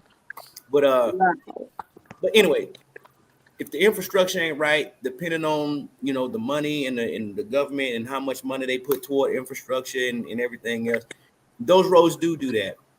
It don't matter who you are though. Did you ever see the documentary that they had when left last days and all? Because I remember in the car where she was driving, and it was really kind of eerie. She just looked at the camera real funny, like, and then it went blank, And so I kind of remember that whole thing, and I always wondered about that. But was she paying too much attention to the camera, not knowing the road? Because if it's doing all this kind of stuff, she looked kind of casual when she was driving. So if the road is doing all this kind of stuff, that kind of made me wonder. Well, that last look that I saw. I've been around accidents that happened where people actually lost their lives, and it was just a simple accident. I've been around trail rides, and I don't know if you're familiar with Texas and trail rides, and people riding horses and four-wheelers and things of that nature. Yeah. But sometimes you can't. Horses are normally by nature, they're naturally calm. Like after you break a horse, he's naturally calm. Right. Like my nephew gets drunk all the time and rides his horse home, and the horse guides him home with my nephew completely passed out, laid across the back. So when you have freak accidents like that, my cousin Byron riding his horse, the horse got spooked by a car and ran Byron into a stop sign, and the stop sign just so happenly hit him with the blade going right through his head. It cut his shit half off. Wow. I'm thinking that's what happened to Left Eye. She was in the camera, a windy road come up, boom, boom, an accident happens. She just happens to die. It was just an accident. Nobody was expecting Byron to die because he always made it home on his horse at night, coming from breaking other people's horses. He done made it home at night, drunk plenty of times across the back of that horse. But it's just this time that stop sign caught his ass. Right. It is what it is. So my thing is this, like, we hear about the conspiracy, and which y'all know conspiracy was pretty much a term pretty much made up, or a concept pretty much made up by the CIA to kind of debunk the whole JFK thing. Anyway, we'll leave that alone before they start looking at my shit. Anyway. Oh, trust me, you're already on the watch list. Yeah, you probably right. He said it, goddamn. But as soon as I said CIA, they started listening. They was already listening. But when it comes to that, like, what was she doing? Because remember, she was part of TLC. Nobody saw TLC as a threat. But I think when she got involved with what was it? Dr. Sebi? Sebi. Dr. Sebi, yeah. Right, now watch this. Technology wasn't as prevalent as it was back then. Now, so who the fuck knew she was talking to Dr. Sebi? Nobody. Right. So there's a part where why target? So you know what I mean? Like if the rumors are true, why target somebody who had no platform? Well, let me say this, Michael. If you remember, there was a time in TLC where Left Eye was branching off a little bit. And it was just like she was growing up. She was becoming a little bit more real about the world. And I wasn't surprised that she was with Dr. Sebi down in Honduras when I had heard that he was even there, because it seemed like she was going a little bit more into the real, where TLC was a group that was manufactured for commercial. And they robbed them. They were, from Pebbles to all of them. They robbed the hell out of TLC for unless it was the and see, y'all don't even understand this, right? Yeah, watch this. Watch, I'm gonna fuck y'all head up. Everybody loved Nas, right? Because Nas was real, right? But Nas had an album called what? Illmatic. Sound familiar? He had an album called The Illmatic. Start spelling Illmatic and tell me what it resembles. I know what you're talking about. I'll leave it alone. I mean, ILL. I mean, you place the M with a U, then you add the M. No, I already okay. Anyway, so, but nobody was really talking about all of that stuff back then. Right. So I understand the music industry, but I don't think she had a big enough platform for them to target her like that. I'm not sure, because there actually was a time I was watching it where she was kind of branching off, and I wondered when everything happened. I had started wondering, was she talking about leaving the group? And I started thinking about that for a moment. Was she thinking about that or talking about that? You can't. It's like a game. You're not getting out. You can't get jumped out of that group. You know anything about the truth? It's like randomly. What's that brother that played on what is it? Lovecraft Country. What is that brother name? Oh, that was a good TV show too. What was his name? I know what you're talking about. The one that passed. Coming up like dead in their apartments, and it's unknown. No, right. It's not that it's unknown. It's a matter of what they know. It's the fact that what they know. And you could just piss off one person. You don't even have to piss off a lot. You could just piss off the wrong one. The guy in Lovecraft Country, the gay guy, was dead. He died. Yes. The one that was the bald. Yeah. They found him in his in some hotel or apartment room or whatever. They found him dead. Not too long after it finished. And look, and here's the thing: when they say the cause is unknown, that means they try to pin it on drugs. Right. Well, you know what that is? They did the same thing to Michael Williams. They did the same thing to Prince. Just dropped a new movie. They did the same thing to Michael. Right they did now. the same thing to Prince. Like, come on now. Yeah, that's the go-to. You guys know what that is? It's precautionary damage control. You eliminate somebody before they become too big and start swaying people. Right. Like they did Anne Hayes. There you go. Just like they did Anne Hayes. Okay, have you all seen? I'm gonna say this, and then we're gonna get ready to wrap soon. Did y'all see the video? Yes. Of the aerial shot. You talking about the aerial shot? When she was trying to get out that dance. Yes. She was crashing through that body bag. She came up out of that body bag, and they got her in that that paramedic pushed her up in that doggone ambulance. Why did they kill her? She knew too much. She was about to do that child trafficking thing. And she knew too much. And Ellen DeGeneres is deep. Ellen DeGeneres is deep in this whole thing, and that's her ex. So when she got away from her and she started telling the whole thing, I guess they said, this bitch is gonna tell everything, and they bitch gonna tell everything. Let me tell you. And look, how does she just all of a sudden wreck her car and run into a house? They said that. I don't like OnStar on my shit. That's why I drive old school. You feel me? I don't like OnStar on my car. I'm driving an old school whip. My shit ain't got shit. I can start my shit, but 2 wires. You feel me? Right. But when she was coming about that body bag, can nobody say nothing? Hey, fuck this Cadillac. Let me get the 2-wire section. Old school box Chevy like ATL, nigga. So my whole thing is this, though. My whole thing is this. You don't want nobody else to tell what y'all already telling and hiding in plain sight. I don't understand that. You telling it, but it's disguised. But when somebody tell it without the costume, because they're attaching their name to it right now. Because I don't have an award in my hand yet. So when I get that Oscar award and I get up there and get that Oscar speech, and I tell y'all, you don't want that. Say, fam. No, baby.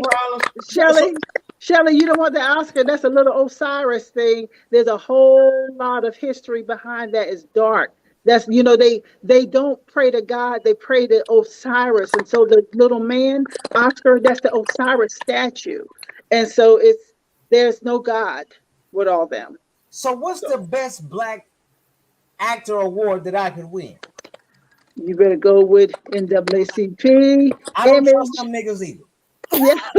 I don't trust them niggas either. They ain't done nothing for my community ever. So I don't trust them niggas. So I want to say this though, real quick. Clay, you sitting on some information that you ain't sharing, because I seen you light up sometimes. You ain't sharing. I do want to, and I'm not trying to cut nobody else off, but I am interested because Clay been trying to chime in a little bit. No, I am just simply reacting to everything. Okay. So I the think information Clay that knows I how have, much to say. Well, I would love to, but the content that I have is not suitable for a live platform. Let's say that. That, and also it would be honestly best done as a private discussion between friends. Gotcha. I gotcha. Okay. Because I know I go too far. Yeah. Well, it's not that. It's just the information that I would be saying would be sparking a lot of controversy, might not align with emotional reactions, and definitely doesn't align with what YouTube and most major platforms want to allow on their exactly. And see, I would caution a lot of people, and that's what Turn 'Em Loose is all about. No restriction, no hesitation, no reservation. You know what I'm saying? But hey, regardless of how much freedom of speech you have, you get the cancel culture. So see, the thing is, I'm nobody. They say I'm nobody. I don't care if I get canceled. I have nothing for me. Yeah. So they say you have freedom of speech, but then they hit you with some cancel culture shit that affects your whole fucking life when you do speak. So, motherfucker, speech ain't free. Well, it's a price that come with it. You also got to remember. You also got to remember you have a freedom of speech as a individual. Now, you also have to remember whenever you are using a corporatized platform, right? You don't have freedom of speech. Unfortunately. And I really wish things would be different.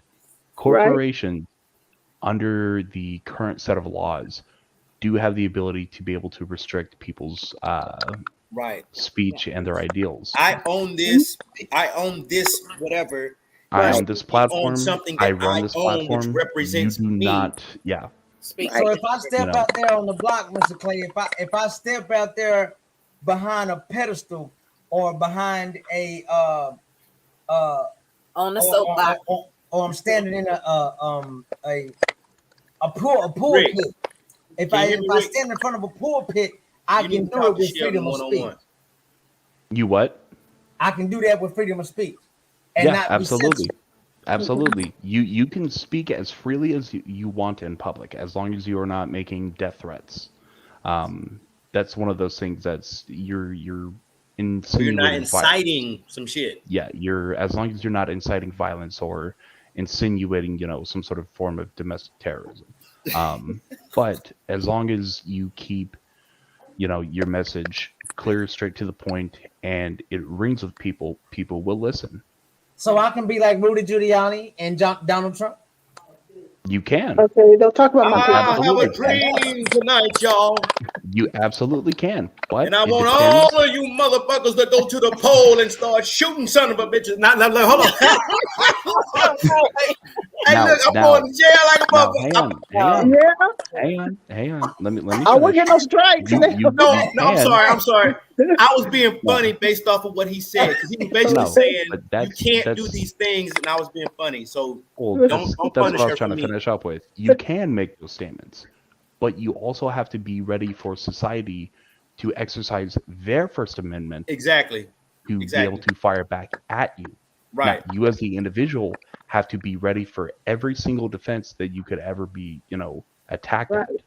You know what I mean? Right. You have to have not just one ultimate defense. You have to have that big wall, but then you have to have those other walls, behind it that can stop those incoming rounds.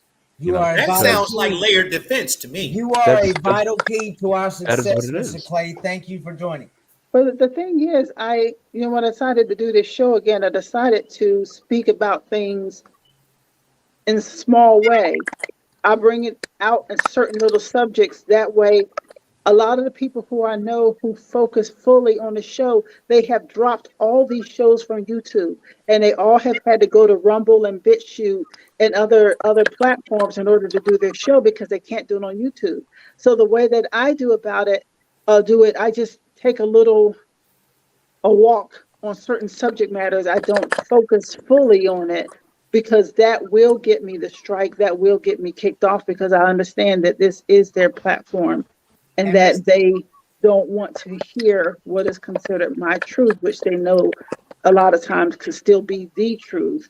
And as long as they're continuing these manipulations out there like they do on media every single day, I just walk past the TV just for a few moments and listen to the mainstream news, and it's like I just laugh. And look, because it's crazy. Let me tell y'all something. Just to say these real quick, Mike. Oh, go ahead. Miss Tandy, you right. As long as I scroll down YouTube and I see bloggers posting about black beef in the rap industry and things that are going on in the black community as far as violence toward each other. Oh, it gets 100,000 views. It gets 300,000 views. They love to see the negativity in our community amongst ourselves. But start talking about something that is positive and teaching something. You start teaching something in that history. Oh, you gotta go. You gotta. That's exactly why I ain't went viral yet. That's why he ain't went viral. That's exactly why my YouTube channel has 7 views, because I went directly at the Catholic Church. I'm gonna say the Baptist Church, which I've been raised in. Them Southern Baptist Christians. Well, I'm gonna tell you now. I'm gonna say it now on this platform. They slow-mo because they don't even know. They don't know who they are. So look, hello, Tanya. So before Sheldon, not saying that he's intentionally doing it, but you got to tread lightly with the platform, like Clay just said. You're right. But me and Sheldon talk. Huh? You know what happens? What? Shine the light on it. Oh, shine a light on. It's a song out there like that. It's a birthday scared. song. Shine a light on. But shine the light on it. Them nasty little bugs get scared and they run away. The thing is, I'm gonna tell you right now, Sheldon, the type of stuff that Sheldon has that he wants to share, it would take off like a fucking rocket. But because of the I guess the type of content and knowing the people that don't want those type of discussions happening, because it basically educates the public on what is and what isn't, or it just may make them rethink what they've been programmed to think. Right. It'll make them start to introduce critical thinking, which is what right. they don't want to do. Right. So, but me and him get deep into some of these conversations, and but you got to remember too, and this is one thing that Zach says to me all the time. I talk about a lot of different things myself, but people, they tend to not listen at times, and it's not the message. He tells me all the time, he says, not the message, he says the messenger. Because he says that people, especially if they know you, they hate to think that you know more than them.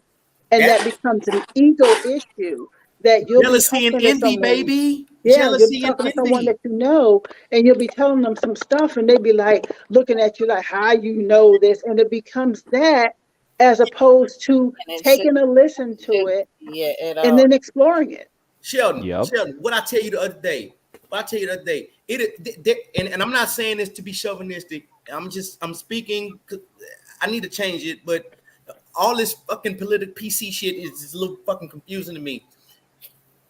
Most right in this world, right? When you go to say something, what you was just saying, Tanya, when you go to say something, right, and you go to make a fucking point, you go to talk about something. Me and Sheldon was just talking about this the other day. When I damn near had a brain fart. I'm trying to pull it back up. Say what you were saying again, so I can bring it back, girl. Because about the ego of the people that we know, the ego stops them from listening. They get mad about the messenger. Right. So when not the message. So when you go to make your point about something, here we go. A lot of people think that you owe them something. For example, I'm gonna get back to that, but I'm just gonna use this example. Like in the streets, I was in Dove Springs and I did whatever I did prior to joining the military. I go in, and some people see me as successful. I think I just made a choice to go join the military, and 20-something years later, I happen to benefit from, the program, right? You made the investment. They didn't. Right. So then when I get out, it's like, so now I get out and I'm doing okay for myself. Then it comes back to like, well, we was in the streets and and you was down with this code, so you know what I'm saying, we was getting it together. So you ain't looking out for your boy. Bitch, you had the same motherfucking opportunity as me. You chose not to come ride the coattail. Like I told you to come over here, but you made fun of me. Oh, he out there. Because remember, black culture. Oh, you going to fight in the white man's army, the white man's war. Okay, I did that. Okay, for whatever reason I did it. Motherfucker, I feel patriotic. You know what I'm saying? Some shit was popping off, and I wanted to give my due diligence. Right. Anyway, but now I owe you some. I've been gone 20-something years, bitch. You ain't called. You ain't never came to motherfucking visit. You ain't did nothing for me or my son. You ain't contributed to my motherfucking household. But now you want me to look out for you because I'm up one. And I mean I know we put together, bitch. You ain't getting nothing for 20-something years. And then all of a sudden it's like, look out for your boy, man. Fuck with your boy. Now, nigga, you ain't. I'm sorry. Now, dude, you ain't fuck with me. I'm sorry. I just because it says you ain't fuck with me. I get you. You know the question is, I'm gonna wrap it up. I'm gonna wrap it up real quick. These are the same people that expect you to look out for them, and then when you don't, you a hoe ass motherfucker, or you a bitch, or you ain't real no more. Why? Why? You had the same opportunity I had. Matter of fact, you had a fucking blueprint. You had a fucking footprint to follow. You neglected to do so. You ain't did shit with your life. So now I'm up one. I owe you something? Man, fuck you in a horse you rode in. Big man. That's kind of tying back to what I was talking about earlier. People do not hold themselves accountable. They find a way to be able to shift the blame from themselves, projecting it into their environment. That is what is wrong with us as a whole, as America. Right. Well, not even just as America, just in the entire world. It's the entire world, but we just to be a little bit worse because we have a little bit more freedoms. Isn't that something? So watch this. You look at every other country. Do you ever see in any other country on the news programs where they get to absolutely roast their freaking leaders? Right. Do you ever see it? No, they don't. Do you ever think that would ever happen over in Europe? Clay, do you not know that the Queen would have them absolutely murdered? Yeah. If their newscasters started talking negative about them. Clay, watch this. In Korea, in Japan, and in a couple of other countries I was privileged to go to, do you know that when crimes happen, the one thing that they don't do is publicize them on national TV. Yeah. Because they don't want to give them that attention, because, you know, there are those thrill seekers, right? But they don't. All the other countries, for some reason, they got it fucking right. And for example, they did a whole education thing about the whole private versus public. New Zealand did a study for 20 years where they said, fuck private, fuck public. We're going to put all of the kids in one thing, and we're going to cater on their strengths. We're going to cater on the kids based off of their strengths. And do you know, over a 20-year period, they had a gradual success rate. They went to a fucking United Conference or some shit and tried to introduce it to America, and America was basically saying, but what about the separation? What about the test? You know, you got to take a test to kind of see where you fall in on a line and all that shit. They were like, what about the test? And New Zealand was like, that's just it. You don't need no fucking test. If you take all of the kids, you put them in school, you play off the kids' strengths.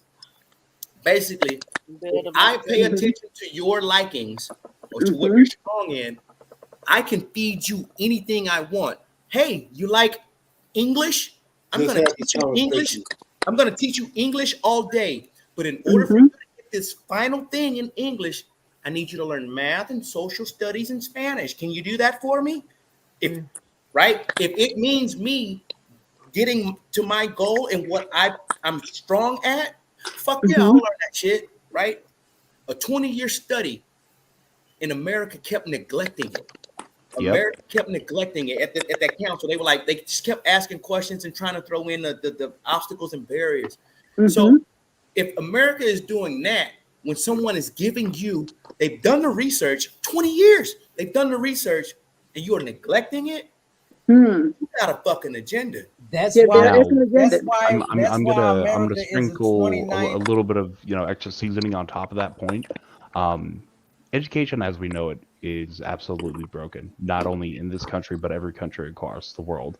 The fact that we do not understand the human mind well enough to be able to utilize the correct tactics in a general scale means that we as a society are not progressing as quickly intellectually as we should be. And the reason for that is because we have these people who are in office and in the sort of the right parts of government, no child left behind, who make exactly. So you have all these people in like I said, the right parts of government that are traditionalist. They don't want to move forward. They want to stay rooted in their ways. Einstein said it once: if you judge a fish by its ability to be able to climb a tree, you'll call it stupid for the rest of its life, and it's going to believe it. It's going to believe it, and it's never going to be able to, succeed to what it can be. If you judge, white people just need to get out of their way and stop thinking that they're the smartest people. No, it's not white people. It's everybody. No, it's white not. people. White people have a large part in it. I can't agree with you on that, because the curriculum that every institution in this country uses is a white curriculum. If the black churches in the black community started teaching our kids our culture and who we are in those churches, instead of preaching the Bible and teaching the Bible, the Catholic Church have a Catholic school. Kids go to a Catholic school to be educated. If you go back into history and you look at how the Catholic Church was formed and how Christianity was formed, these institutions, before they were teaching religion, they were teaching education. So every church that I went to, they only preached about God. They never, or Jesus, not God, but they preached about a white Jesus. They never taught me about economics. They never taught me about anything that was going to help me move forward in America. That's where I think our downfall is. And then again, I think so many black people like George Washington Carver have been downplayed, and all of our inventions and all of our interventions have been stripping from us as black people, as a culture, and given to white people to make white people the best explorers, the best scientists, the best doctors, the best engineers. Everything we have in this country has been whitewashed. And I'm learning that now that I have came to the East Coast because they didn't teach me this shit in Texas. So But it's not just in the United States; it's everywhere. But let's do this. I've got to get out of this. Believe it or not, we still sipping tea. No. The next segment that we're going to be going back to this kind of subject matter anyway, because some of the stuff that I'm going to be talking about. So stick a pin in it. Let's get out of this and go to the living room, okay? Boom, living room. All right. Hey, let's see if I can do this on the phone, okay? It might work. Let's see.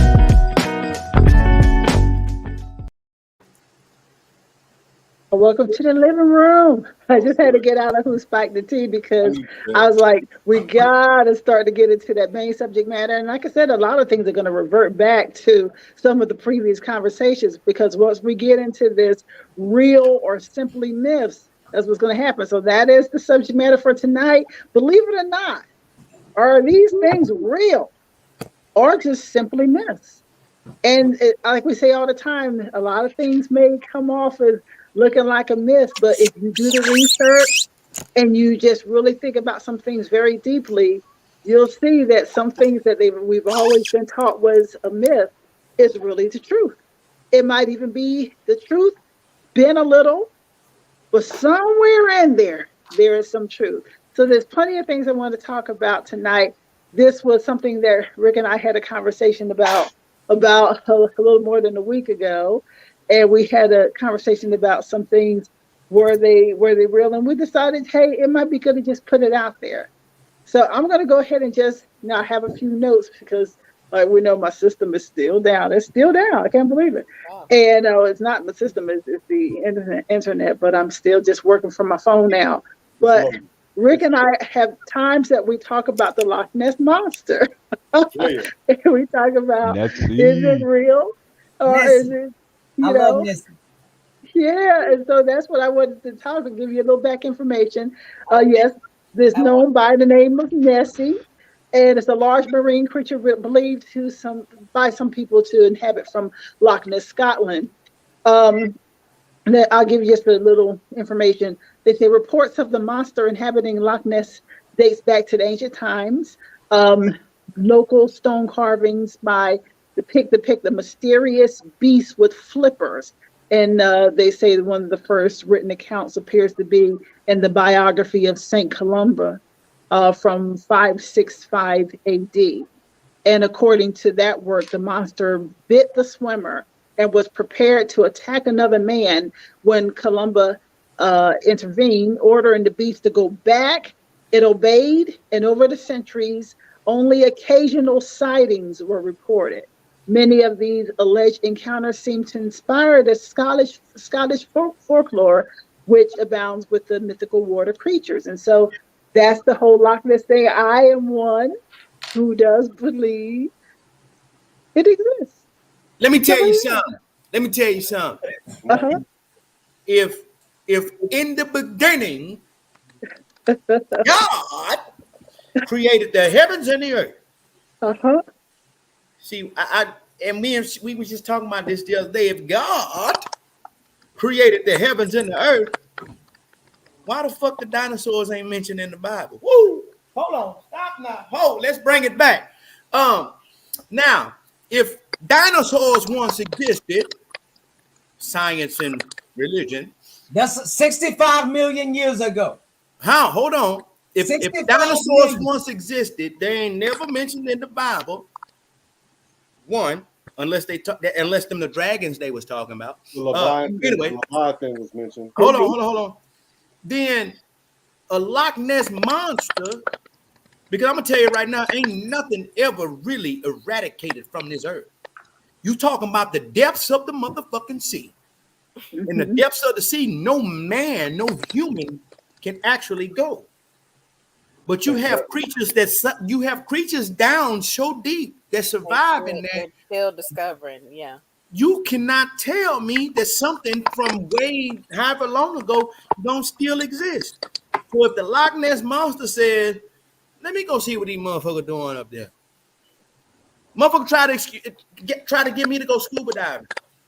What they fucked up was when they told me, "Dude, you got to go try scuba diving." And yes, this is my, Surfer Bob voice.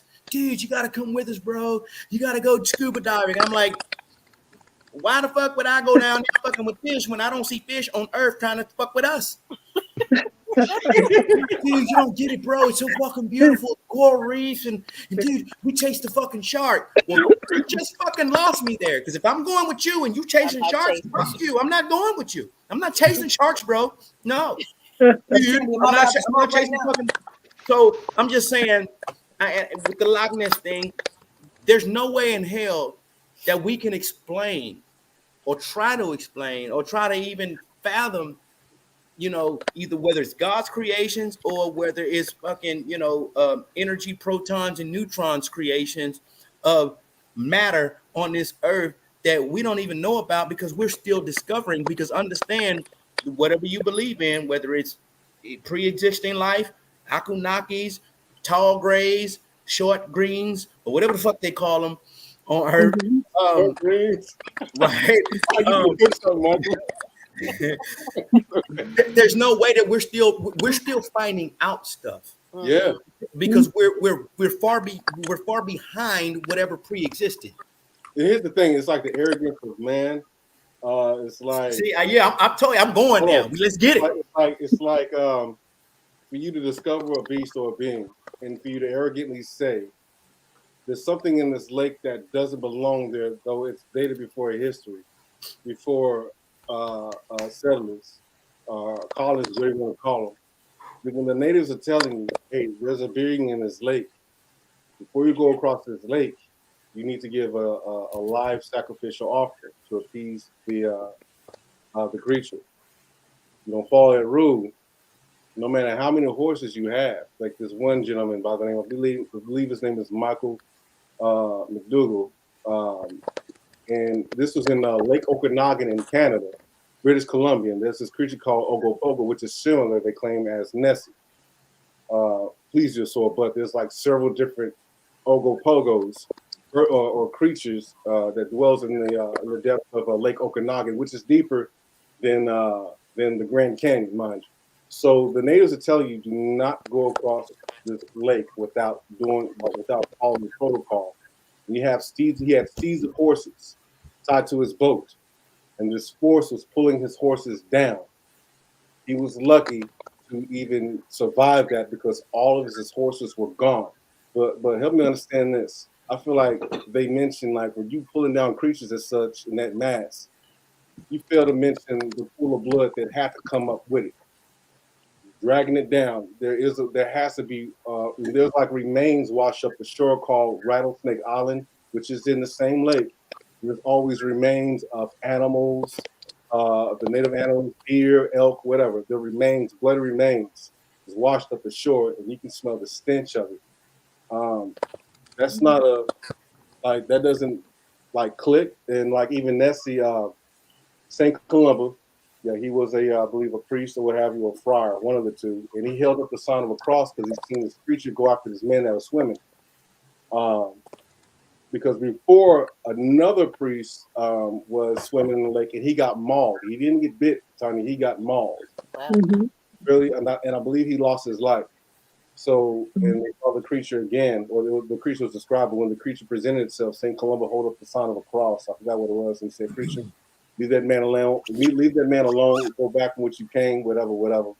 And it went away.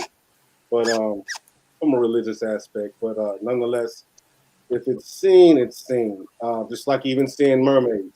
One of the comedians, Tony Woods, he remember going to Africa back in the day, and he saw a mermaid when he was a child. But it's crazy. Mermaids are real. He's been a comedian on Comedy That's Jam. my next thing I'm gonna talk about. Yeah. Yeah, and he described they're real. a mermaid with another young kid that spoke French, and the merman he came up, towered above them, and they ran, and everybody was laughing when they came ashore, like hysterical, and jumpy and scared. And these kids are telling you what they saw. Actually, they were ashamed because they knew that they wouldn't believe them. They finally told them. It was that story stuck with them. That experience stuck with them ever since. But no one wants to talk about that.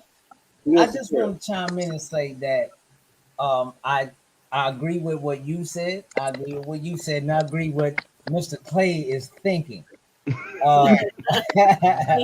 So I've actually got an alternating view on that. I just want to say I honestly believe in all things. Anything that man can think of in their imagination is real because we've seen that. Anything that you can see right now in this 3D dimension, anything that you can sit on, anything that you can touch, anything that you can feel, has all been thought of first. I learned that from the author Napoleon Hill. Anything that you can conceive right now in your mind was first thought of by somebody else. There are no more original ideas left in the world. Right. Well, no, because nothing is new under the sun. Nothing is new under the sun. When I get asked the question, or when the Bible tells me, from what I've been raised in, God created man in his image and his likeness, I say bullshit.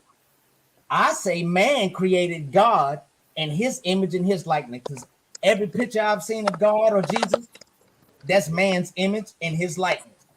Everything that I know about God and everything that I know about Jesus is from another man's experience and his likeness. God ain't came to Shelton and told Shelton nothing. Not that I know of. You understand what I'm saying? He ain't just came out of the clouds and said, nigga, hey, this is God. I'm talking to you. I'm telling you this. He ain't done that. I've always heard God from another man or another woman. Why you remind me of Chris Tucker right now? Hey, look, so I have to share some with you, Sheldon. I'm sorry. Man. Hey, so look, y'all saying what I've been saying my whole life. Cause when my auntie married his daddy and I met him, I said, boy, if this ain't Chris Tucker all over again. Look, y'all, I'm sorry, but I just get emotional about it because it's fine. I've been groomed for 30 years of my life to be like Jesus. So we was talking about this the other day. No shit. Like, what was it, about two days ago, Sheldon? Yeah. So I'm a PK. The only other book I've read other than King James is what I've read in my 30s. So I'm a PK. Shelton's a PK. And everybody looks at us and says, you know, you have a certain thing, you have a certain charisma, you got a gift, you know, won't you do this? But understand, had I not went to the military, I would not have experienced other cultures. I would not have been educated on different stories or different religions. And this is what I hit Sheldon with. Matter of fact, this was last night. Real quick, and I'm gonna let it go, and then I'll back up because I know I tend to talk. If by the Bible, Jesus had 12 disciples, and the message was, go out spread the message. Right now, if we all read the same book, we all gonna have different interpretations of the book that we read. Mm-hmm. So if someone commands us to go out and tell our story based on our interpretations of the book, you're gonna have different versions of that story. Thus, you have different religions. Mm-hmm. So Okay, 12 disciples and how many denominations? 12 disciples and roughly how many religions? Thousands. Anyway, so but now watch this. Each person went out and they spoke, but they were able to speak in tongues. Technically, when you're in church and you hear the preacher speaking, washimini, you're not supposed to speak in tongue unless you have a translator. Yeah, an interpreter. Yeah. Back then, it wasn't that, because the gift of the supreme deity made it to where other folks could understand that language, or to where whoever the disciple was able to understand whatever language he was in. Mm-hmm. So if they went throughout the world and spake, then Buddhism, Taoism, Christianity, Islam, and the many others, they're all themed or centered around the same concept of peace, tranquility, living well, living good, and what you need to do in order to make sure that you have a successful afterlife. Mm-hmm. It's all centered around 12 disciples, 12 months of the year, 12 zodiacs. I mean, anyway, I might be going a little too deep. But I just say this. I'll stop there. Like I was speaking to a friend of mine earlier just today. Yeah, it was all centered around on the teachings and the manipulation, because once again, you got to go further outside of the box. And if you have to understand that this is the slave planet, there's the slave planet on purpose. The direction are the original beings of this planet.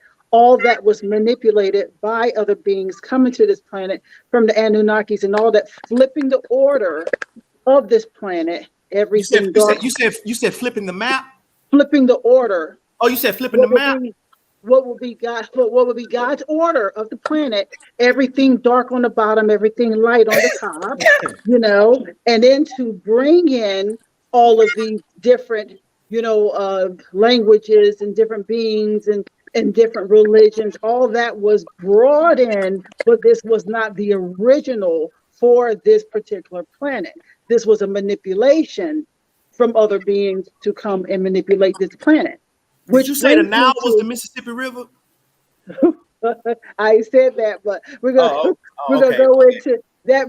Brings me to the second thing. I took mermaids and I took the Google definition on purpose, just so I can say this.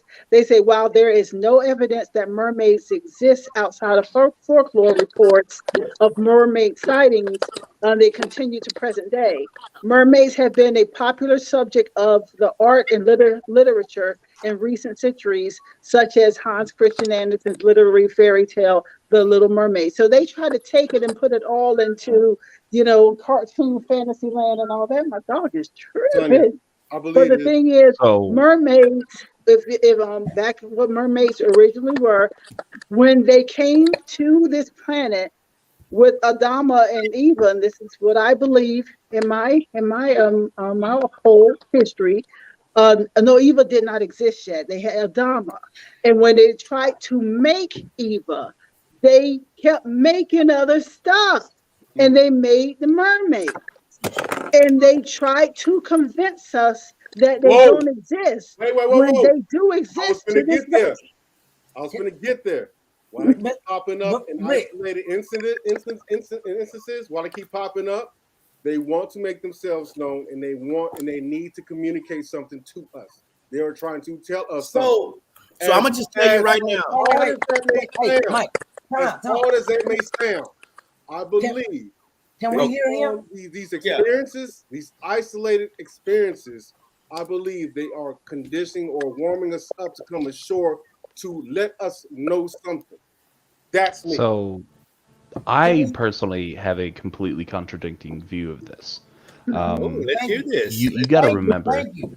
these were older, beaten down, drunk, dehydrated, horny sailors Thank you. on the seas for months at a time. They was fucking walrus. Come on with it. They were, if you look at the tail of a manatee specifically, and if you look at its body structure down around from its waist down, you will notice that it's got a very, very similar sort of, what's the word I'm looking for? Similar skeletal structure to the legs of a woman.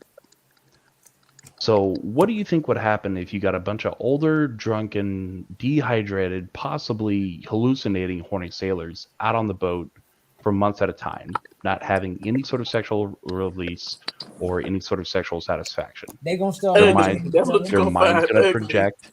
Their mind's going to project onto the environment in hallucination, and they're going to see what they want to see. They're going to see beautiful women. They're going to see beautiful women who are sort of half fish. But those that were sober, That is young, that are not inebriated in any kind of way, are witnessing this. So the dating back of the mermaid is further back than sailors. Do you know how long that we've been sailing across the oceans as human beings? I mean, literally even before that, since Africans built boats. We've been sailing across the seas. We've been not communicating. We've been communing by water for well over 5,000 years. Which is why maritime law is the supreme law. This is not any longer. That's changing. That's going to be changing. It is changing, but yeah. So this is what I've always said. Even when I joined the military, because these motherfuckers still be going off some shit from way back in the day. I said, what was once written can be rewritten or should be rewritten. So don't sit here and try to hold me to some old ideology when you motherfuckers had the power since the beginning. Even if you do go off the Constitution, it says that you can change some shit, but you motherfuckers ain't changed shit. Yeah, they ain't had no choice. You amended some shit. It is you actually changed shit. Well, an amendment to something is a change. It is a change that is a agreed upon consensus of the intellectuals who are able to vote upon it. That is literally the definition of an amendment. An amendment is a change to something that is essentially set in stone, but it has been corrected for what I would like to say present interpretation. Present interpretation changes on, at least now, almost to a minute-by-minute basis, just because of the speed of communication that we have. So you can literally log into the internet like we're doing here. But I'm sitting in Fort Worth, Texas. Tanya, where are you sitting at right now? You mean at home or? Yeah, like where is your home located? What city? Atlanta. You're in Atlanta. Okay. What is the rough distance? About 650, 750 miles? Texas to Atlanta is about 10 hours. Yeah, so about 650, 700 miles. Okay, we're communicating near instantaneously. Okay, without, telecommunications and the internet, what other way would we have to, be able to communicate with each other? Written post. Writing letters. How long would that take for that letter that I have to write to be able to sort of submit to this forum? How long would that take? As long 3 days. As long as the postman takes to get there, if he makes it. 3 days. Exactly. If he makes it. Depending on the time you put it in the damn mailbox. So, but look though, that's what I mean. A lot of time the postman never made it. They killed it. Exactly, and that's what I mean. So you have, without the invention of telecommunications and the internet to be able to do things like we are now, the share and spread of information is so quick that anything that I spit out, for the most part on the internet, if somebody doesn't know me and somebody presents me as like some expert in some field that I have never heard of, and I just start spouting out random bullshit, they're going to believe it right off the bat. But somebody with a like mind like me digs into my past, sees, oh, this dude's been working fast food. He's got a little bit of, experience in like the warehouse industry. And now he's in, telecommunications doing internet shit. He doesn't know what the hell he's talking about. Now I can be discredited. But How far does your if history it go was back? still, written post days, I wouldn't be found out for 5-10 years. I just took some history That's what classes. I mean by I just took some history classes, Mr. the Clay. validation of information can be changed so quickly. Yeah. But the thing that hasn't changed, from what in my history notes serves me correct is what the Greeks have put into play and what we call democracy right now. You understand what I'm saying? To a very large degree, we have adopted their version of democracy. Absolutely correct. You know right now, America was, when Farrakhan did that interview, like in the 90s, we were 226 years old. I don't know exactly how old America is today, but democracy falls around that time. And it looks like we're on the verge of that, Mr. Clay. You see what I'm saying? Oh, yeah. Every empire crumbles within about 200 to 300 years. 200 to 300 years. Every empire. But we're going to go for a little crumble, but we're going back to being a republic. We're actually signed into being a republic now, but they just haven't announced it. Should I dance or not? If you look at the original founding documents for America, we are a constitutional republic. That's right. And we're going back to being that again. Because that's what we need to go back to, because as a republic, we hold a lot more power in terms of, the everyday man, such as myself, the people, Tanya, to the republic, Mike, for which it stands. Shelley. Mm-hmm. That's why it is in the Pledge of Allegiance. Right, and actually, it is already my understanding that behind the scenes, it is already signed, but it has to be presented out. But we have this dark killer media, so they got to remove those powers that be. They said that media is going to be the last to be taken down, my understanding.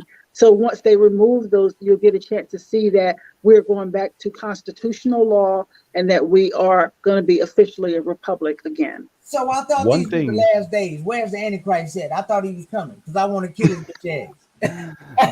Probably already. One thing that I do want to say, though, and this is something that I would love to be able to broadcast on live TV to every possible form of media across everybody. If you live in these United States of America, whenever you hear the word government is in power, what do you think? You think that's normal, right? You think that's just, the day-to-day basis. They try to make it supposed to be, but it is. No, that's the point. I definitely think about that's the point. If you look at the laws of what it was back whenever we first formed our country, do you know who held the power? The American people. The people. Right. The church. You guys realize what a government was back in the day. The church. We're going back to that in a way because always. So that's number one, and I'm gonna shut down and let Tanya finish her statement. Number one, that's why the Second Amendment even exists. What? Well-regulated militia. Yep. And the right to bear arms. To oppose the government once these motherfuckers got out of control. Yeah. Which is why the government seems to attack or try to impose on the Second Amendment. There's no need to impose on something that pre-exists if you don't have ill intent. Yeah. Right. You know what the crazy thing is? The second one was drafted to be able to protect the first. It's like having, a beautiful daughter born first, but then you have an absolute unit of a boy born, and he's trained in combat his entire life to be able to protect his sister, which is, this beautiful maiden whose voice can sway people's opinions and to be able to, project power and lead people into the correct direction. Well, look at every single every single country and tyrants who have come to power. What did they do first? They got rid of the weapons. That is the recurring theme among every single, societal collapse of, of tyranny. You get rid of people's ability to be able to defend themselves. Yeah. That's where, they fall. We are the last nation, and that's why other nations say, if America falls, then the planet is screwed, because we are the only nation that has said, oh no, you ain't getting our guns. Yeah. That's why we have not succumbed to some of the things that other countries had to succumb to. under that control of that government is because we do have that Second Amendment. And proliferation ain't even proliferation. Yep. And Well, so they said what they was going to do. The answer to that, they said what they was going to do. The answer to that is this. The answer to that, what y'all just said, is this. It's human nature. It's human nature, dog. To either be survival of, like, you're going to be survival of the fittest. Like, it's human nature to Darwinism for a culture, for a person to separate themselves or be different from somebody else, dog. It's human nature, dog. Yeah, that's the evolutions of human beings, you know. And I will list off 3 countries right now, and you tell me, what do you think about these countries? Venezuela, Germany in the 1940s, prior to Hitler's expanse, and Cuba. What do you think of those 3 countries? I think I think those countries were legit as fuck.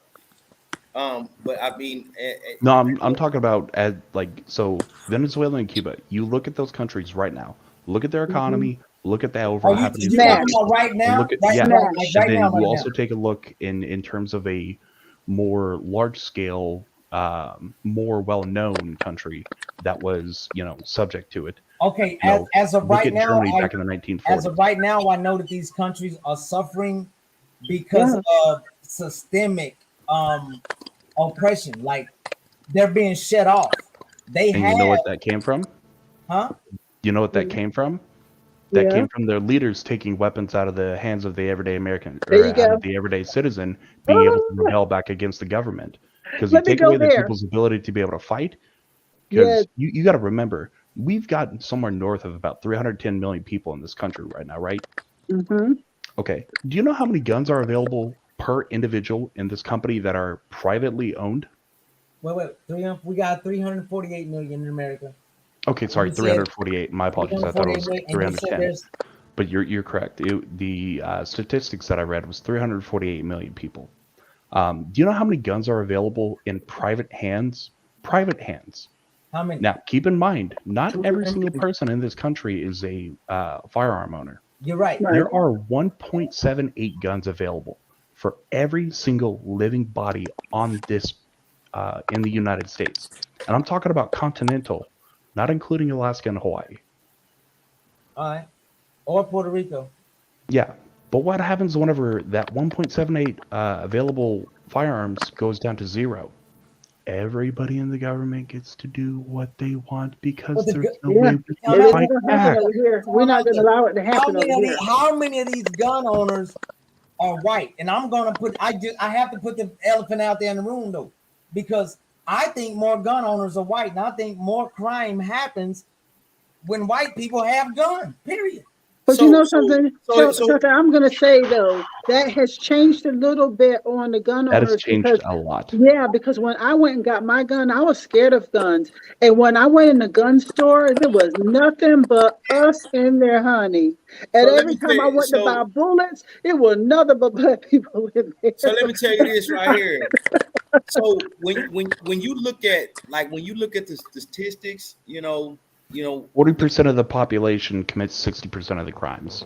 Right. So I'm not trying to race label it, but the 40% being African Americans produce 60% of most firearm related crimes. Right. So this is what I was getting ready to say. Aggravated and armed robbery, murder, stuff like that. So this is what I was getting ready to say. When you look at what they label as majority and minority, the majority outnumbers the minority by a lot. So if you do a percentage on minorities, so if there's 130 million white people, and I hate, I'm not gonna say I hate it, but I just like the fact that it breaks down to black and white. But I mean, that's just America's history, right? It is. So right. So if you look at how many white people are in America, let's just say 100. I'm shooting out random numbers here, but let's say 150. 348 million. It's 150 million white people, 50 million blacks. If you do a percentage breakdown of crime with 50 million blacks, and the you know, when you start looking at crime, let's say crime, you're going to have a higher percentage, you know, with a lower number than you are with a higher number, you know what I'm saying, when you start breaking down the percentage. So like, and I'm not disputing you, Clay, because I understand where you're coming from with the numbers, but 150 million white people, and then you break down a percentage of crime, and it says, let's say 30%, and then you do 50 million, and then you break down a percentage of crime, and then it's like 50%. Then you can say, well, 50% of the crime comes from black people. Well, no, that's only because it's fucking a smaller number. 50 million. So when you look at that, because crime happens within its own community. So what I was specifically and like I said, I wasn't debating firearm related crimes. Okay, yeah. And that sort of ties back into another point that I was going to get into. Sorry, not trying to lean too far away from the whole conspiracy. Actually, you know what? I take it back. What I'm going to say is what I believe is a part of a conspiracy from the government. If you haven't noticed over the past 50, 60-ish years, how many more single parent households have you seen come up? Dude, especially in black communities, especially across the minority communities as a whole.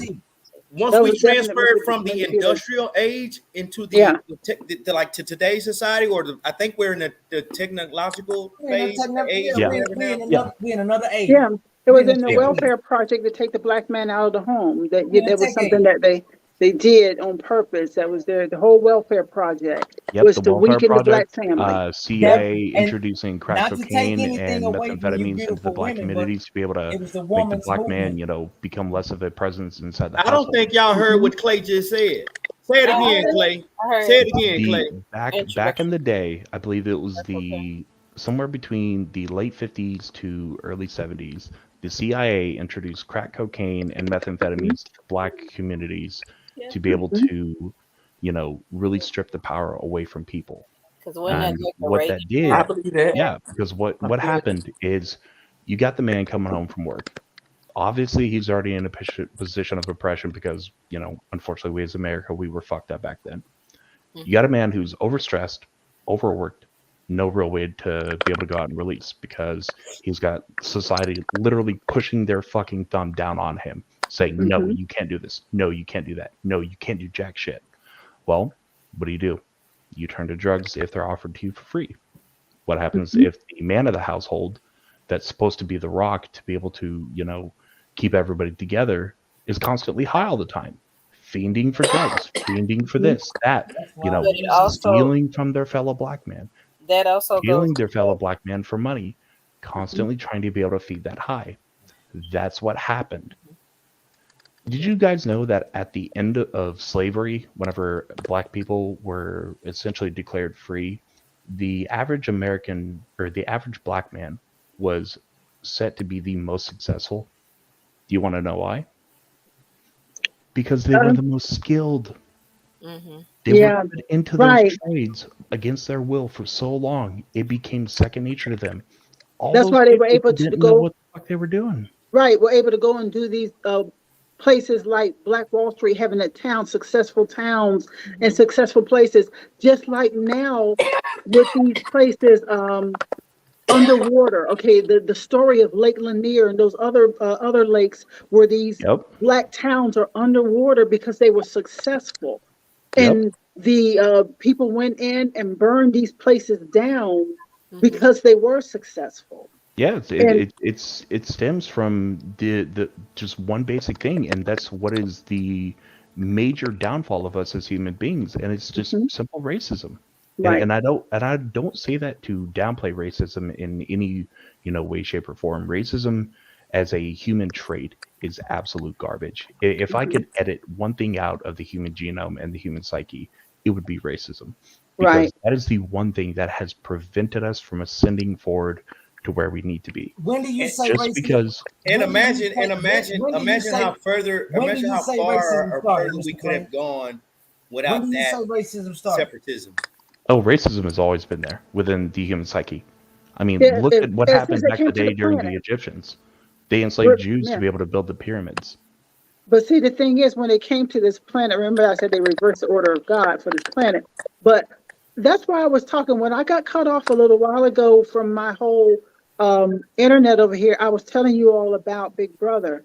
And the story why I was explaining is because they're in that house. That house is its own unit.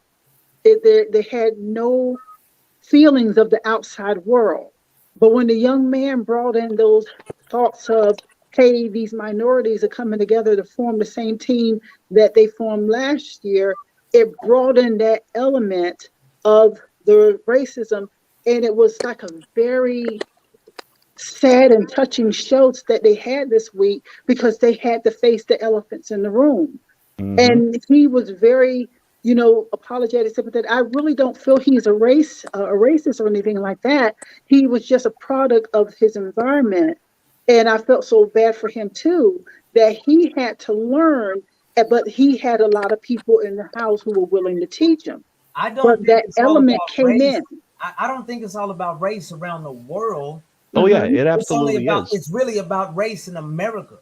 No, it's race around the world. I understand what you're saying, Mr. Clay, but I don't see it that way because there are people that I have in my international class from Africa that don't know shit about slavery until they got here. They don't know shit about racism until they got to here. But when they go to Europe, they learn. That's mainly due to lack of written records. If you look at any society who's ever been successful for more than 150 years, you will notice that their documentation for their history has been absolutely phenomenal. You said how much? 150 years? If you look at a society that is over 150 years in strength, specifically the Roman Empire, if you look at all the information that they have written down and detailed, you could literally almost go through somebody's week, just by looking at the journals and looking at their documents. Y'all only looking at it from the Roman Empire. Like, where did the Roman? No, I'm using them as an example. I was going to say, Shelley, when you talk about the Africans, when the Africans go to Europe, they learn about racism. Yeah. Ask the Africans in Europe. So what's so funny about that is, when you say when the Africans go to Europe, they learn about racism. They learn that if they haven't learned about it in their own continent, they learn about it more over there.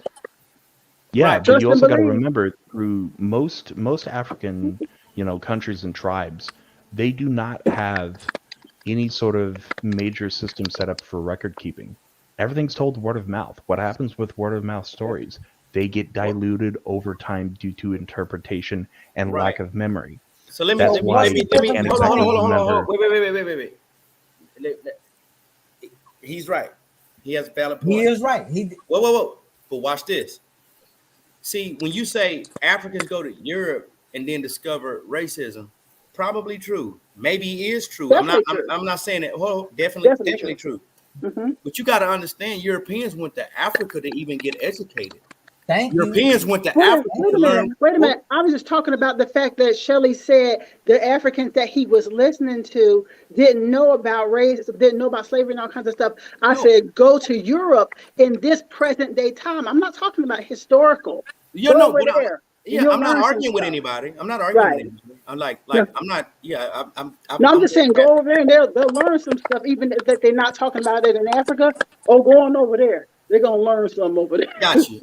Shelley, real quick, Mike. Shelley, if you want to learn something really fucked up about what the government did, look up the Tuskegee project or the Tuskegee experiment back in the 50s and 60s. I definitely covered that. I'm a veteran, bro. I know what America's doing. Okay. I know. I didn't know if you knew that or not. And what I'm saying is, Mr. Clay, I'm trying to articulate a way to put out America's truth through what my white history teachers are teaching me and what I'm learning on my own. I want to articulate this in a way where I'm not labeled a radical or a terrorist. You understand what I'm saying? Oh, you're going to be either way. You're going to be either way just because of people's differentiating just opinions. For kneeling for the flag, Colin Kaepernick got done like he got done and ostracized like he got done. I'm just a college student trying to get an education, but I'm smart enough to know what America's doing is not right, bro. So watch this though. What happened to Colin Kaepernick was intentionally done to divert anybody else from doing it. So if anyone else purposely alters what their original intent is, then you're vindicating that concept or that mindset or that tactic. I'm mixed on that. Let me explain why I'm mixed on that. I truly believe that the whole purpose of what Colin did was legit and real. Let's just state that. Me too. But there are the people who put him up to it, ruining his whole career and everything. They put him up to it because that's the narrative that they push in this country. That's why Black Lives Matter. I'm sorry, y'all gonna get mad. Some of y'all out there gonna get mad at me. It's not a real organization. It's fake. BLM has done essentially absolutely zero for the communities. If you look at, if you take a look at their financial statements and you track their money, less than 0.1% has gone towards communities in terms of trying to be able to rebuild and, you know, help people get back up on their feet. If you look at the money, it's going back into everybody's pockets. Right, and it was never designed to help. It was like the part 2 of the NAACP. These were Illuminati organizations that were brought and drafted not by us. We were not the originators. I don't give a damn how many times people lie to you and tell you that 1 woman, 3 women, 2 whoever organized Black Lives Matter. Know that it was not our organization. Same thing about the NAACP. Hold on a second, Shelley. You didn't even have a Black president for the NAACP until 2 or 3 years after its organization. These were Illuminati Ashkenazi Jews that did this. And our people adopted it because all you have to do, one thing I can't stand about our people in the Black community is that all you have to do is manipulate our minds and tell us one thing about somebody. Oh, that person is racist and this is for you. And our people will follow right behind it without thinking, without research, without anything. That is one of the darkest things that we do. And that's how we get our manipulations a lot of times. But go ahead, Shelley. Now, let me piggyback off exactly what you're saying right now. That is from that condition of following Jesus. Period. I wouldn't say that directly, but I would say that stems from a lack of exercising critical thinking. He's your shepherd. You're going, as sheep, you're going to follow him. That's where the Black, and let me ask you this. Where is the Black church at in any of this? Not involved. They ain't doing a damn thing. I've been homeless for a whole year and a half, and the church ain't did a damn thing for me. And I've been putting money in the collection places. So I will say this: years old. Period. So I'll say this right here, right? You know, and I've said it like many times over. Spirituality and religion are 2 separate things. Definitely. For some, their spirituality is religion. Okay. So when we say, hey man, you know, you have to have your mental, your physical, your social, and your, you know, and your spiritual.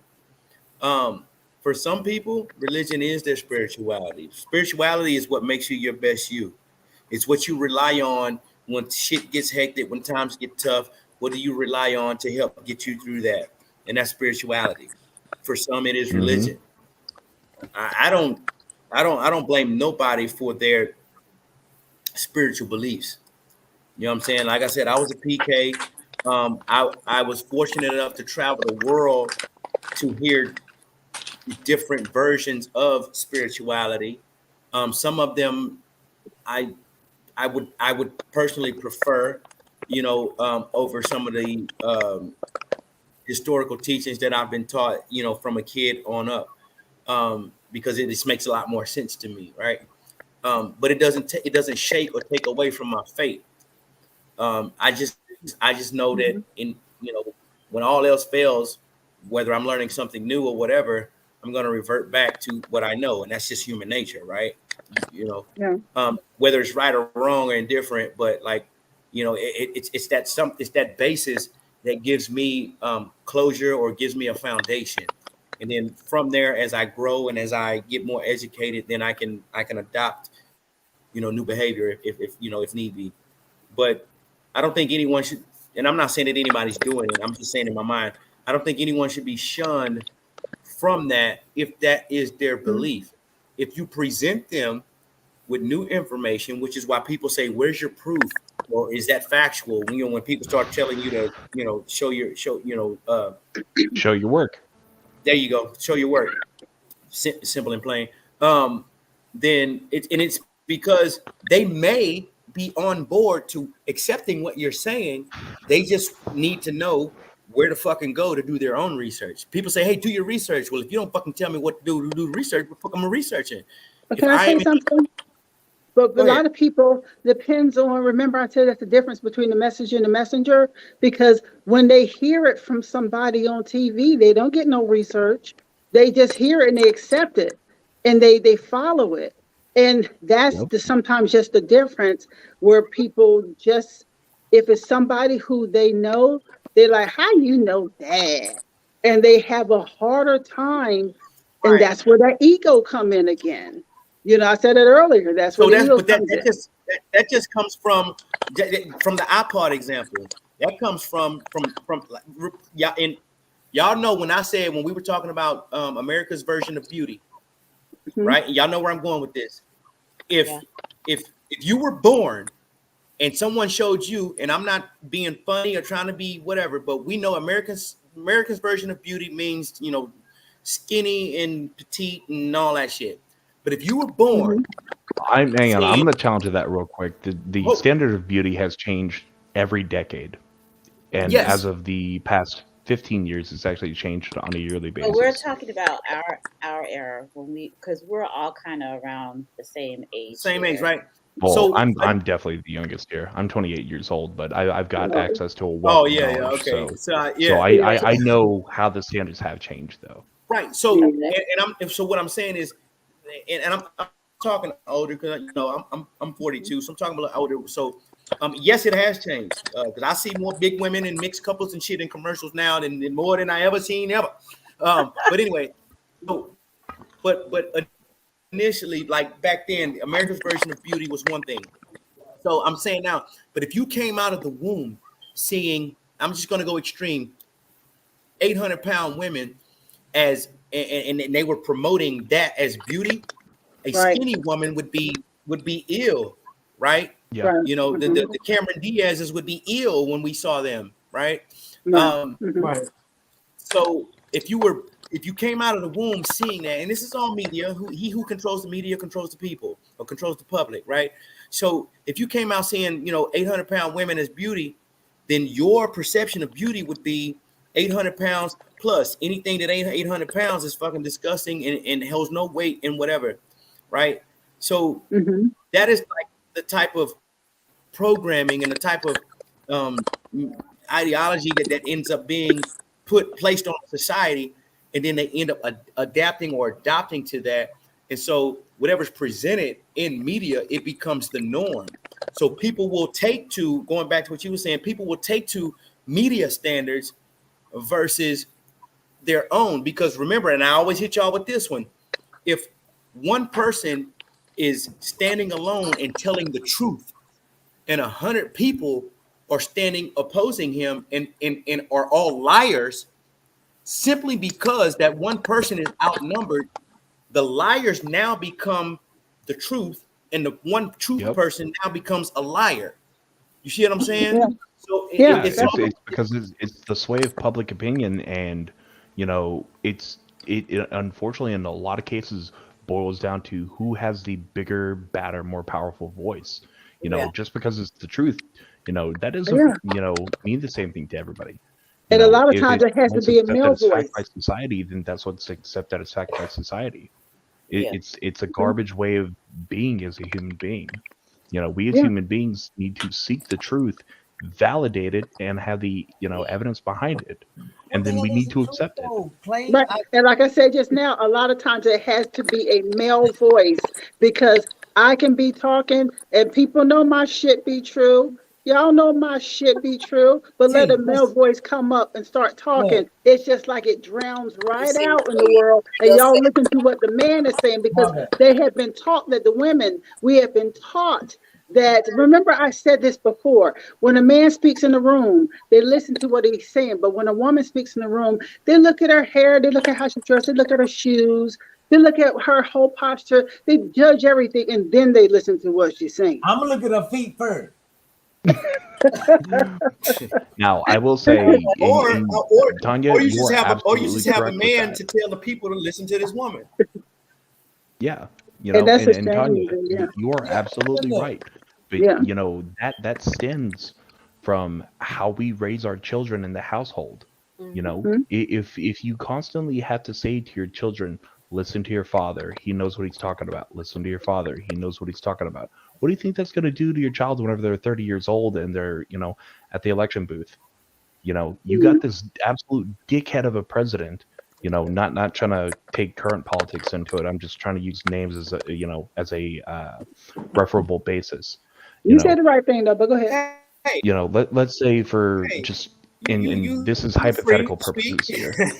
You know, let's just take hypothetical, you know, names here. You know, from current politicians. Let's This is for say you've educational got purposes Hillary only. Clinton. Yeah, in entertainment purposes as well.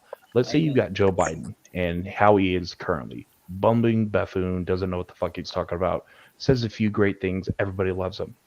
But let's say in some, you know, alternate fantasy land, Hillary Clinton is, you know, she's on the right, you know, of the political spectrum, and she's just saying everything right. Well, what do you think that, you know, 30-year-old kid's going to do whenever he goes up to the election booth? He's not going to listen to that woman because he's always been taught as a kid, oh, I need to listen to my father. Listen to the male role model, not listen to both. That's something that we need to address within our own household from step one, from whenever that baby is born up until they get sent off to college. And then guide them, you know, nudge them in the right direction in college, but let them stumble, make their own mistakes and failures. Let them learn how to get back up on their own feet and then proceed forward from there. But we have the broken household where I'm from, dog. You know, that's systemic. You know, that starts up there. Shit rolls downhill. We just can't fix this shit. You know, Well, I know. It's gonna take probably 200 or 300 years for it to be able to get everybody fixed. didn't come from a broken household. In my house, it was listen to your father and what did your mother say? Yes, ma'am. So it was equal in my house. What you know, but even though my mother was more the forefront, my dad was very. I had two Pisces parents, and so they both were kind of like. My mom was the one who kind of just ran everything, and my dad was okay with that. He was like, "Well, whatever your mom, that's what you do." But if we got in trouble, it was my dad, and it was what your dad, listen to your dad, what your dad say, or what your mother say. So It's because your parents were on the same wavelength, and your parents had issued essentially, you know, not I don't want to say the orders, but you know, the responsibilities between themselves. You know, hey, I'll be able to take care of the day-to-day shit, but if shit goes sideways, I'm gonna need you to step up and take charge and really get a grip on it. You know, and unfortunately, you know, that stems from their parents, you know, not being able to teach the, you know, the daughters of how to be able to really get a good grip on the situation to be able to steer it back into the right direction. Because if you take a look at my mother, you know, and I'm going to use the personality of her prior to my father's death whenever I was a kid.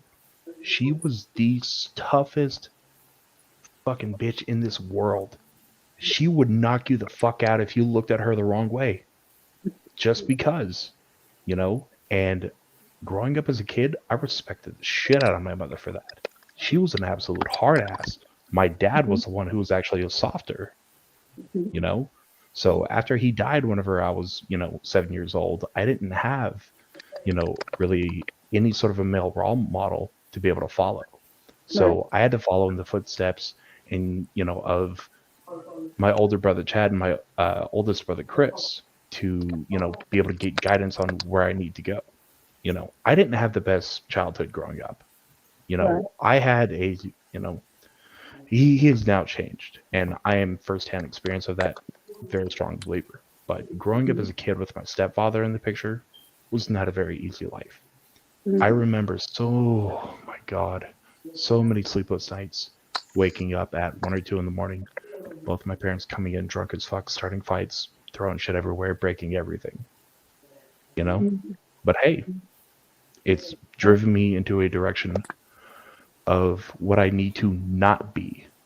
Right. You know, it's Right. cemented that wall off for me Can I ask you of something? showing me what I That's don't where your need to do. calmness comes from. Yeah. Oh yeah. Can I ask you something, Mr. Clay? What's up? Are you Yeah. are you and your You family either you considered adopt white? the ways or you personally change. What is it? Are you and your family considered white? Like, So that's a tough question. My brother Chris, he is my half brother, same mother, different father. Me, my brother Chad, and my sister Shelby, we're all Native American mixed with white. Me and my blood brother and sister are a melting pot, essentially. We've got everything from Native American to French to Czechoslovakian and everything in between. Just like so everybody. then that means you're like me. We are double minorities, because I only ask that because of my American minority class, and I'm learning about how we are, as my teacher called it, kettle picked. You know what I mean? Like we're in social classes just like the Roman times. You feel what I'm saying? Yeah. So you're talking about similar to the caste system of India. Right. So you definitely familiar with the caste system. Oh, very familiar. It's an absolute garbage, and pardon my French on this, but India just needs to go ahead and just nuke themselves off the fucking map for that. That is one of the absolute most garbage excuses to be able to, run a society. Oh, I have more money than everybody. Pay attention and love me. Fuck you, bitch. You could have somebody who is in the absolute slums of, India be the smartest and brightest mind of their world, of the entire world. But just because they don't have money, nobody's going to listen to them. They're not going to get married and become successful. India has a lot of money. It's absolutely garbage. Like, India has a lot of money, but I was just saying that to say, bro, like America acts like I understand what you went through and your growing up and your upbringing and your household, right? I understand that, but it's like if you're I'm learning this in my in my American minority class. If you're considered white or you are a lighter complexion, then you definitely get benefits. And I feel like if you have those um qualities or attributes available to you and you squander those away, bro, like I really don't have no sympathy for you because of because of how hard my mom specifically had to struggle to get to where the fuck we are now and to get where I am. If I had white privilege, I'm going to be a billionaire, bro. And I just learned today that white people also have privileged, like they entitled, like they can just say shit and speak it into existence, and then it happens, like Bitcoin.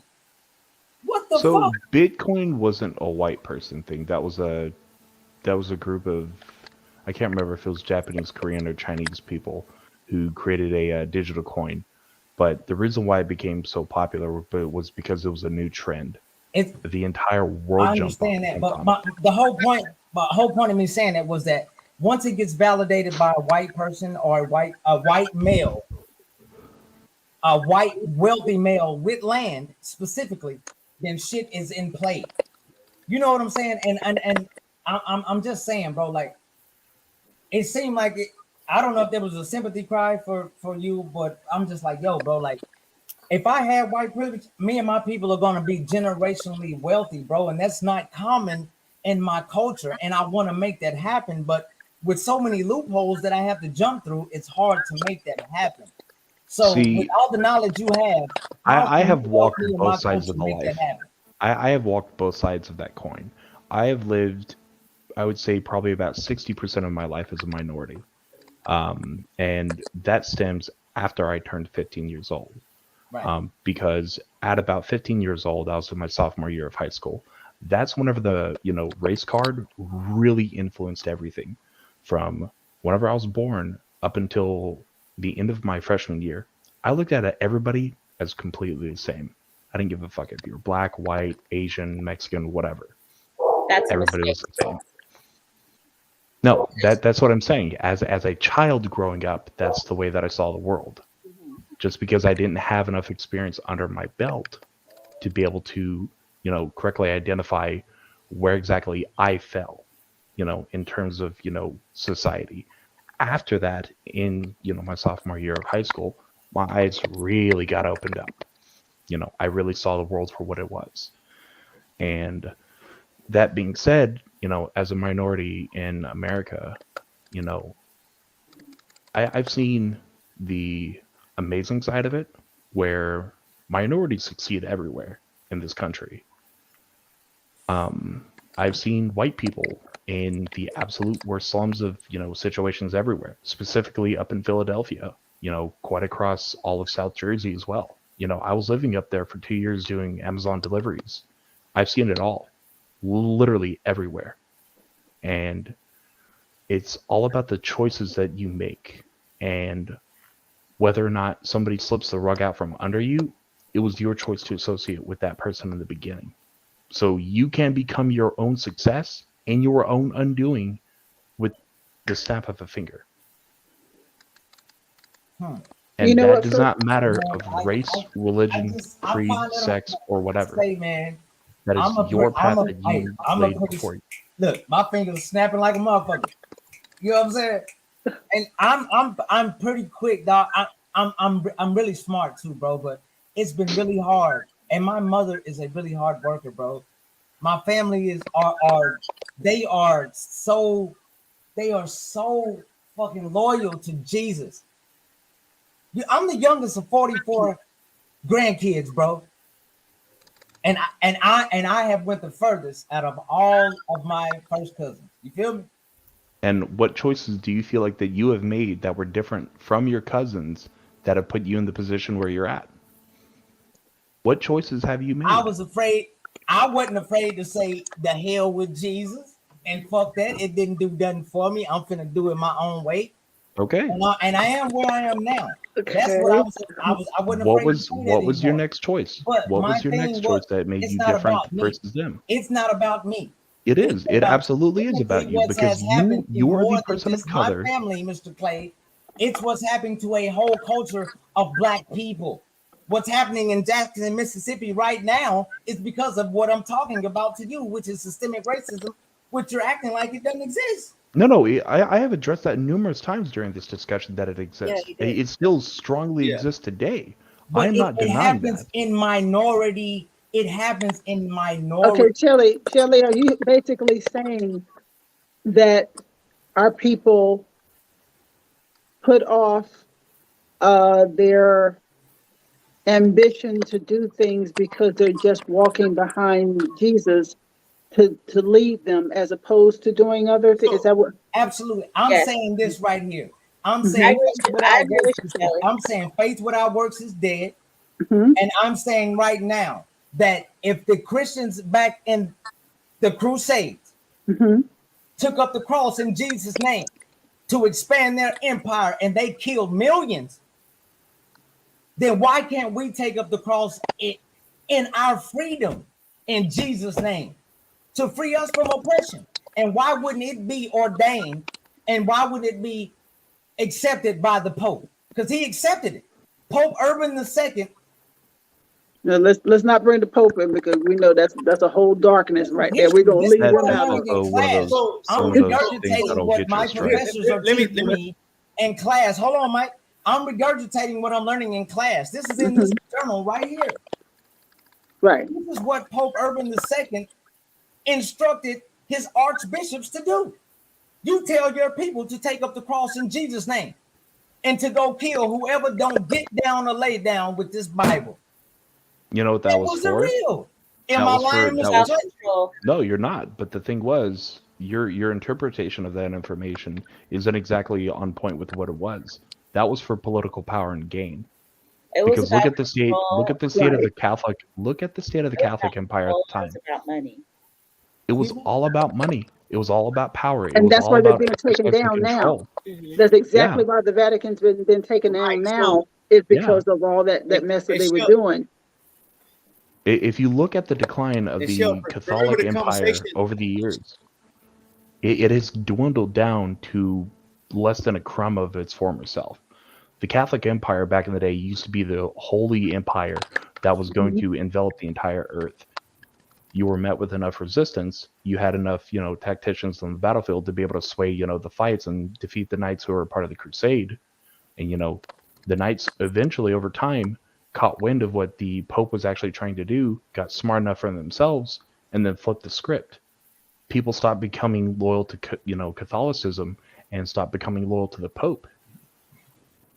There is so much research in that's been done on it. It's up to you to be able to seek that knowledge, Right. and to be able to get that information for yourself. Well, you got to know one thing too, and we got to So I start do to want to wrap say this. this. You go ahead, Mike, and then I'll say something for the wrap. Well, Go ahead, I was Mike. just going to say that. Who was? I thought Mike was going to Yeah, say I was just something. going to say that. Yeah. It was just one of the things where Clay has never took an opposing view to anything that was said. He's either provided information or presented additional factors that may have appeared opposing, but himself did not oppose anything personally. And then Sheldon, we just talked about this here the other night when it came to, when we had that conversation about church and state. They're supposed to be separate, however, they're not. You see what I'm saying? They're supposed to be separate, however, they're not. And that is because of money, power, respect, and influence. The last thing y'all said that it was right, political shit, political reasons. Yeah. So when those things get distorted or blended or confused, then guess what happens to its people that are following it? They also get distorted, blended, and confused. And they don't know what the hell they're following because people are sheep. So you have to convert. You don't have to. What'd you say, Sheldon? Huh? What did you say? So I say, in other words, we have to convert, because it was specifically what he said, when he did what the church did to Umazuma when they gave him the Bible and told him get down or lay down. You either do this or. Yeah, it was all about political power and political influence. So is that what we're under right now? Is basically what I'm asking. Because it's. Yeah, we are under it, but it's also up to, people in your generation, my generation, and pretty much everybody who is, generation-wise covered in this call to be able to change that. So we have the power to do so. So again, that's why education is so important, and that's why they make it so explicit to get, because everybody. Dude, chill. I just gave you everything. I got to interject here because I am down to 12% battery power. I'm going to get in trouble in a minute. I don't have a charger for this phone except for the one that lays flat. That I laid the flat phone flat on. I'm going to email you I'm going to email you, Mr. Clay, so I can talk to you. But let me say a few things here. Let me throw my. As we get down to the end here, I'm gonna throw it in the chat on. The private chat. Okay, now y'all, let me just say this: all roads lead back to Rome, and everything that goes on, all the different manipulations, Vatican, all that. And the Vatican set the stage for all the different churches of the world. It was just a lot of manipulation involved in that, and that's why they have gone first to take the Vatican down. It has been taken down now. Yeah. And so if you're looking at your teachings, that's one thing that I tell people in your religion and stuff. Can y'all hear me? Yeah, we can hear you. Okay, then I'm trying to figure out why people talk when I'm talking. I don't know if you can hear me. No, you. But the thing is, that's why. No, the man made a request, and I was telling him where to go to get the answer to his request. No, I'm just saying in general. I thought maybe y'all couldn't hear me, just in general, So when it comes to people and their religious background and their things that they've been taught, you also have to remember a lot of this that was coming down from the top was coming down from an evil source. And you've got to learn to have the right discernment and follow the right teachings in order to know and have that in your heart. Even when I talk about Jesus all the time, the pictures of Caesar Borgia, who they are called Jesus, and Jesus is considered Baal, which is a dark character, and how the real name of the Son of God was something different, and the name of God is something different. I mean, just all that, you have to look a little deeper than those teachings, because now it's time. Now it's critical to look a little deeper than the stuff that you grew up going to Sunday school with and pastor standing up on the pulpit telling you stuff. A lot of things have changed. And if you think that it hasn't, then you're wrong. You got to go back and look at some things a little differently now. And it's your responsibility, not mine. It is your responsibility to do that. And people get really mad when I talk about that. But if you're getting really mad when I talk about it, that means you really ain't on your shit. You need to get on your stuff and not be mad at me. Get yourself up the weight, get your weight up about how your teachings and your information and your knowledge, because a lot of things are coming out and it's changed. So I just want to say, I just want to piggyback on that real quick. Mm-hmm. Do not ever accept one single source, even if it's a validated source, Mm-hmm. as the correct information. Cross-reference and always check the proof. Yeah. Never accept, one source of information as the correct version of it, because somebody else out there may also have the correct information as well, but their information might be slightly different. But that's where you cross-reference both of them. Most of the time you take the middle ground. That's what the real answer is. Right. That's why personally I hate universities. Because even though, they do have access to multiple sources of, information, teachers love to cherry pick and professors love to cherry pick way too much. And plus, most of the time, they also have their own agenda, because what they teach reflects what they believe. You will never meet a teacher, professor, anybody who is in a position of, being able to learn people any sort of opposing information versus what their core beliefs are. You will never see it, because it is not in our nature as human beings to be able to do that. We want to spread what we believe to the people around us, so that we have our social circles be, sort of all on the same wavelength. Right. That's why I don't like and I don't trust, universities. I always seek my information from multiple different sources, and I never accept it as fact up until I can get it confirmed. Thank you, Mr. Clay. Okay. Well, you know what, y'all?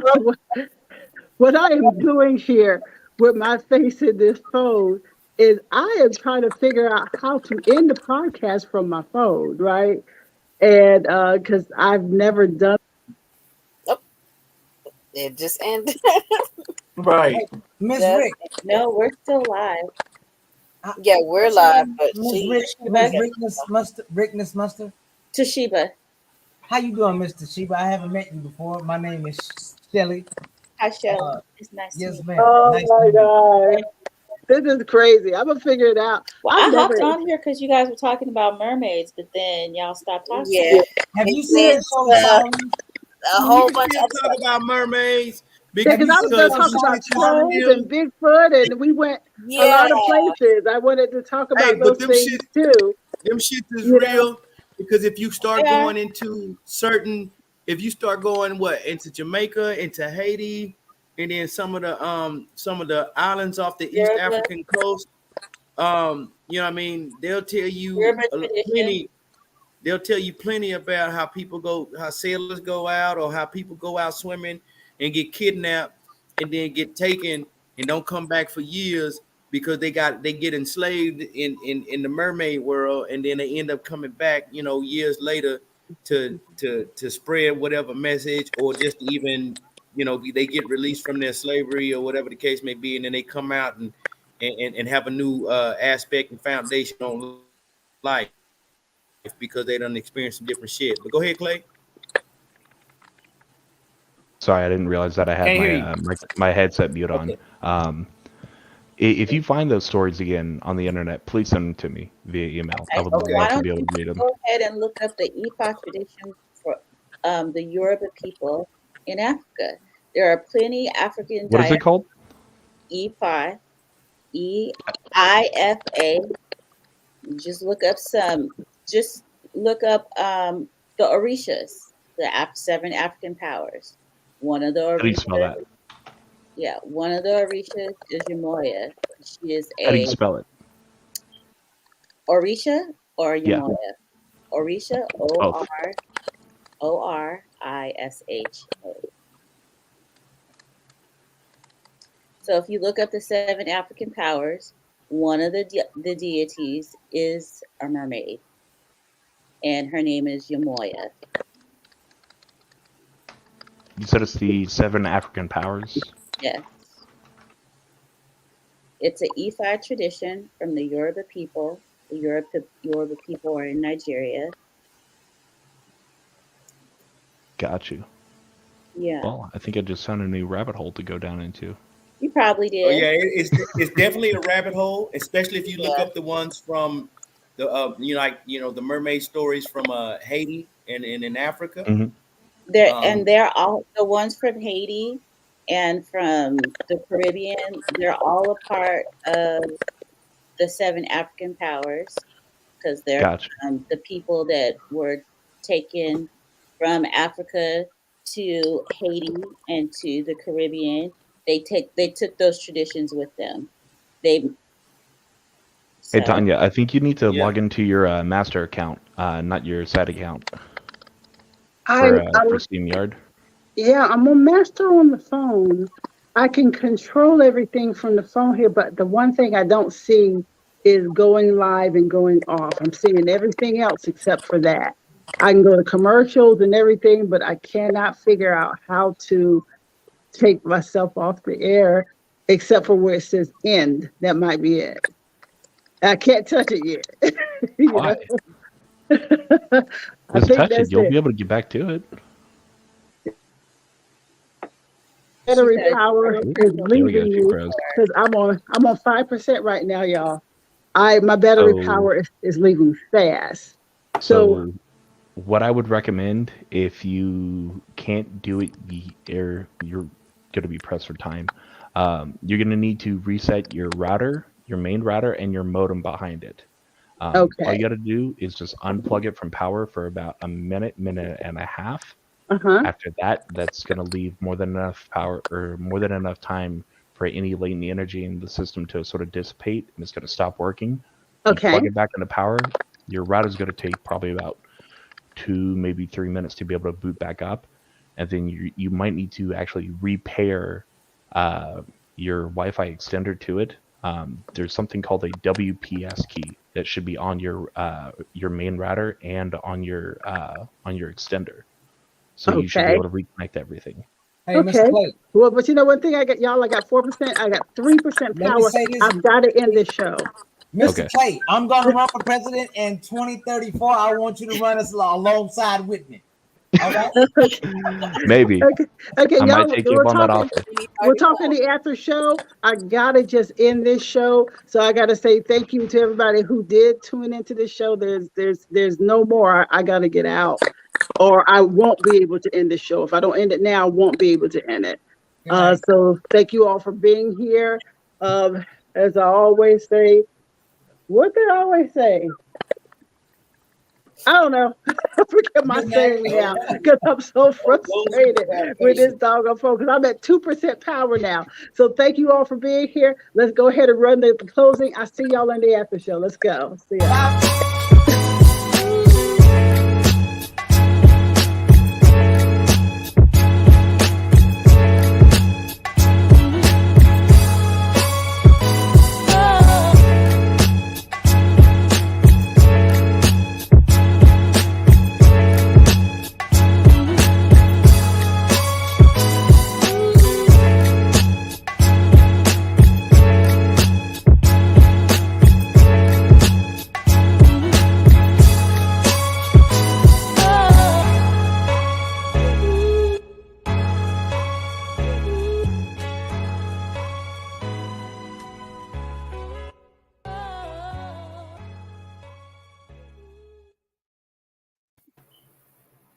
Hey.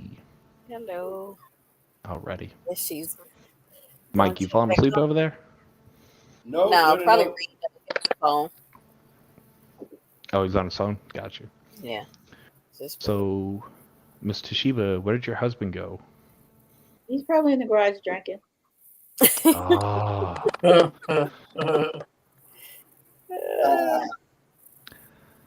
Yeah, we went everywhere. Oh, that reminds me. You and I, ma'am, are gonna have a throwdown in the kitchen. I'm gonna pit my chili cheese enchiladas against yours. Well, I don't make chili cheese enchiladas, but you could try it. All right. You could try it. All right. You know, I don't even taste half my food anymore because I'm vegan, and it's still good.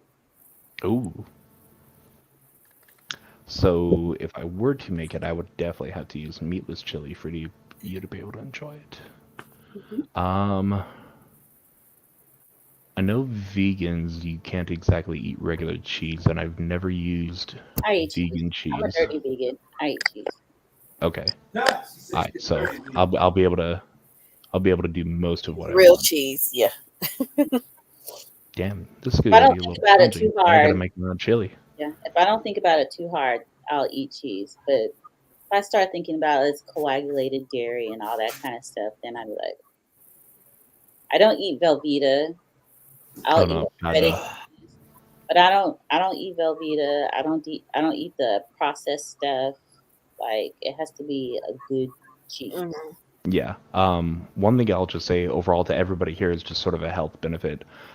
Never eat the cheese that's already pre-shredded that's in a bag, unless it is Parmesan cheese, because that is a drier cheese and it's got a very low moisture content, so it's naturally not going to stick to itself.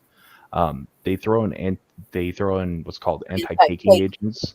Yeah. Anti-caking agents instead of the shredded bag cheese, Just so which it can is break terrible for your fucking health. That's why I said I can eat cheese if I don't think about it too hard. Yeah. But yeah, those anti-caking agents, once you get enough up into it, into your system, if you get enough into your system over a short enough period of time, that actually causes heart palpitations, and your heart's going to get fucked up from it. Oh, I need my hair done real bad, so I had to go throw my head on real quick. Are you good? Give yourself a little head rub. Yeah. Just yeah. Just a little head rub. So we're still live, actually.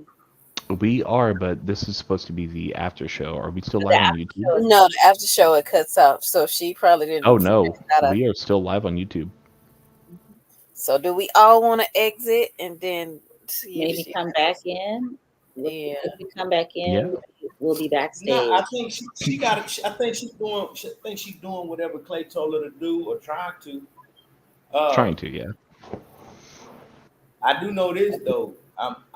My ass is getting on the road at 6 in the morning, so I don't know how long y'all plan on staying on here tonight. I actually am gonna call it a night because I have to pick. My son was in a car accident. Oh, They're what okay. happened? He was rear-ended, and so he has some damage to his car. But I've been getting up and taking them to work. Their work shift is 4 a.m. to 1 p.m. So I've been getting up and taking them to work. So, Where does he work? Amazon? No, he works at the airport. Oh, makes sense. Yeah, he works at DFW. Him and his girlfriend. Well, I am very sorry that you have to drive to the airport. So, I am very sorry. I tell you what, since I ain't seen no messages in chat,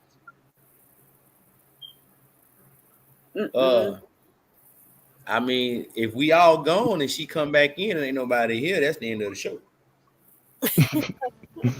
I think the show would automatically end if everybody did leave, though. Yeah, it would. So I mean, I got about 5 hours to try to get in some sleep before I make this drive and on. And so where I know are you my time was gonna be short, huh? Where are you going? VA, Virginia. Ooh, you get to pass through some beautiful mountains. Yeah. So I'll be heading down there. My partner, I guess he retires next week. So I'm gonna go down there this weekend, since it's Labor Day, they invited me down. So, and then we're gonna kind of rehearse because he asked me to MC his retirement ceremony. So, Hey, go down there and get the script and kind of rehearse some things, and then that way I have a week to kind of prep, and then be in full, greetings and salutations. The show is about to begin. Please silence all of your cell phones and electronic devices, including pagers for some of you old folks. You know what I mean? Shit like that, So honestly, you got voiceover. He does have potential. that voice. Yeah, he does it all the time. You definitely have voiceover potential. I would try to get into the industry. Rick been hitting me up with that one for a minute. Oh yeah, you both have voices for it. Yeah, so hell, I can see him doing like video game work or like anime work, and you doing like the right. I don't want to say like the more professional stuff because it's all professional, but like the movie. Yeah, like the movie voice. You know what I mean? Doing that or like the welcome shit to for the movie intercoms for a plane. Yeah. That is it. Yeah, you know what I mean. Yeah, welcome. But yeah, movie phone. You know what I mean? Yeah. You know what I mean?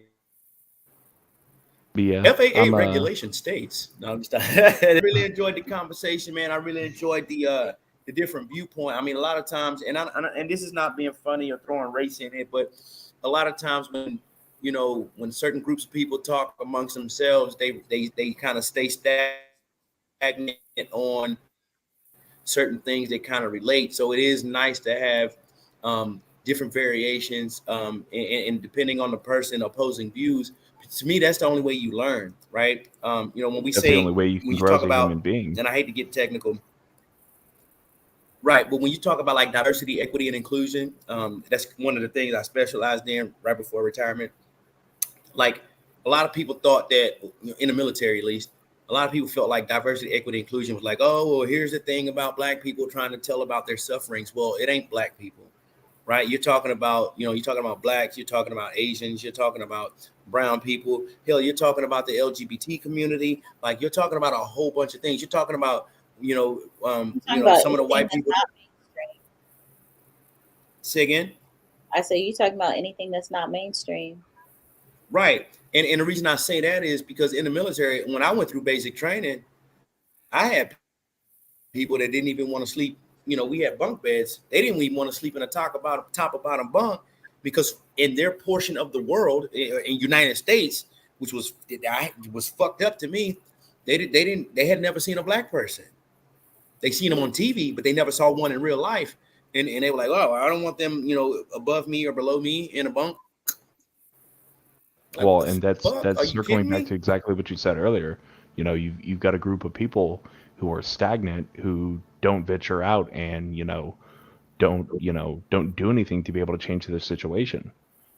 And I'm not trying to right exactly say anything mean or harmful here, but that's what I see in a lot of the Black communities. I don't see Black communities trying to honestly do better for themselves.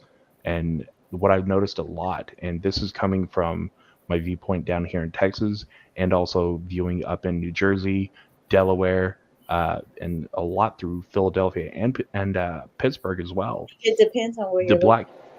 Well, that's the thing. From what I've seen, it's not just regional; it's all across the U.S. And again, it depends on where you're looking. So you do have some communities where they are stagnant. But there are a lot of Black people who are striving. Well, that's what I mean. Those are the people who decided to do something to be able to break the cycle. Yeah, but there are too many people who stay stagnant of their own volition.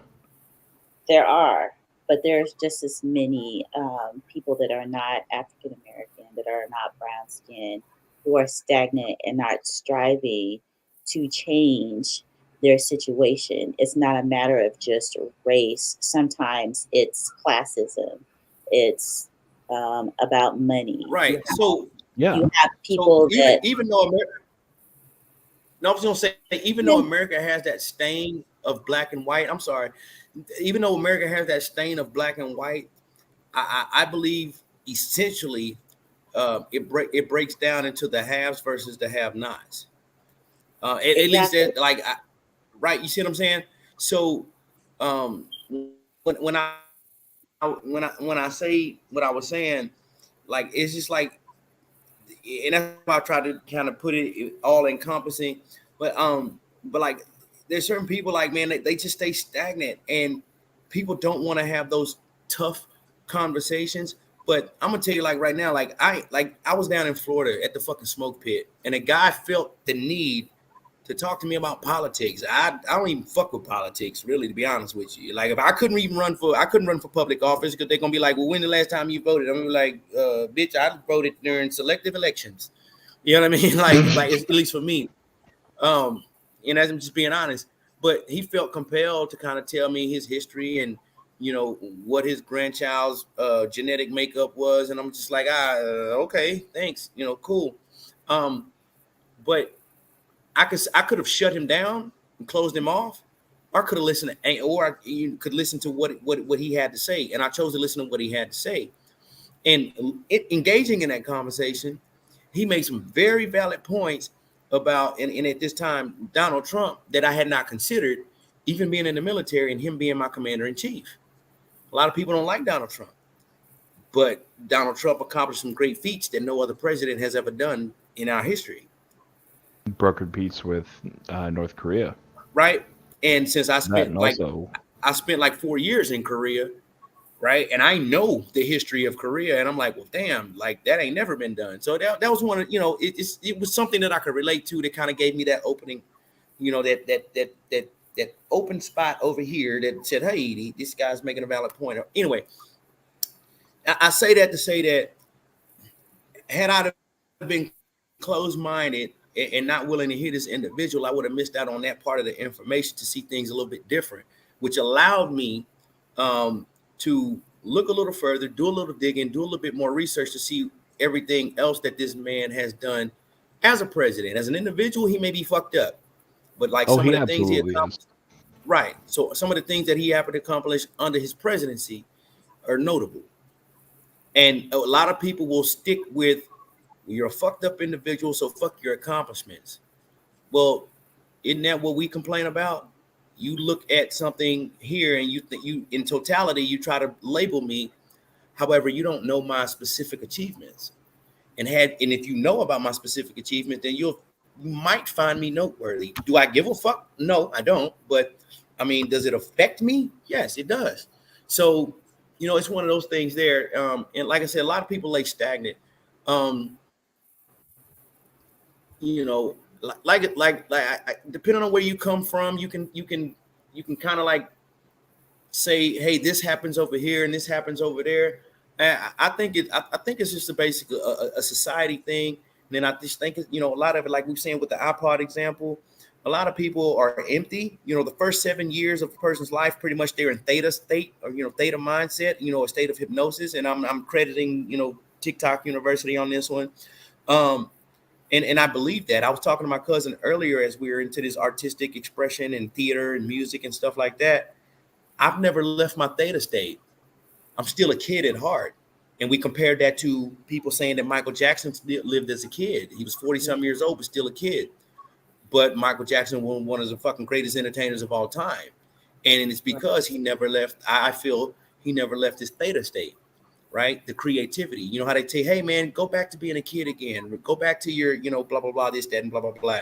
But I feel like those who are in tune with their complete being and not necessarily cutting off something, you know, you have that quote in the Bible, when I was a child, I did as a child, I spit a child, you know, I begat as a child, but when I became a man, I put away those childish things. For what? It's what makes you who you are.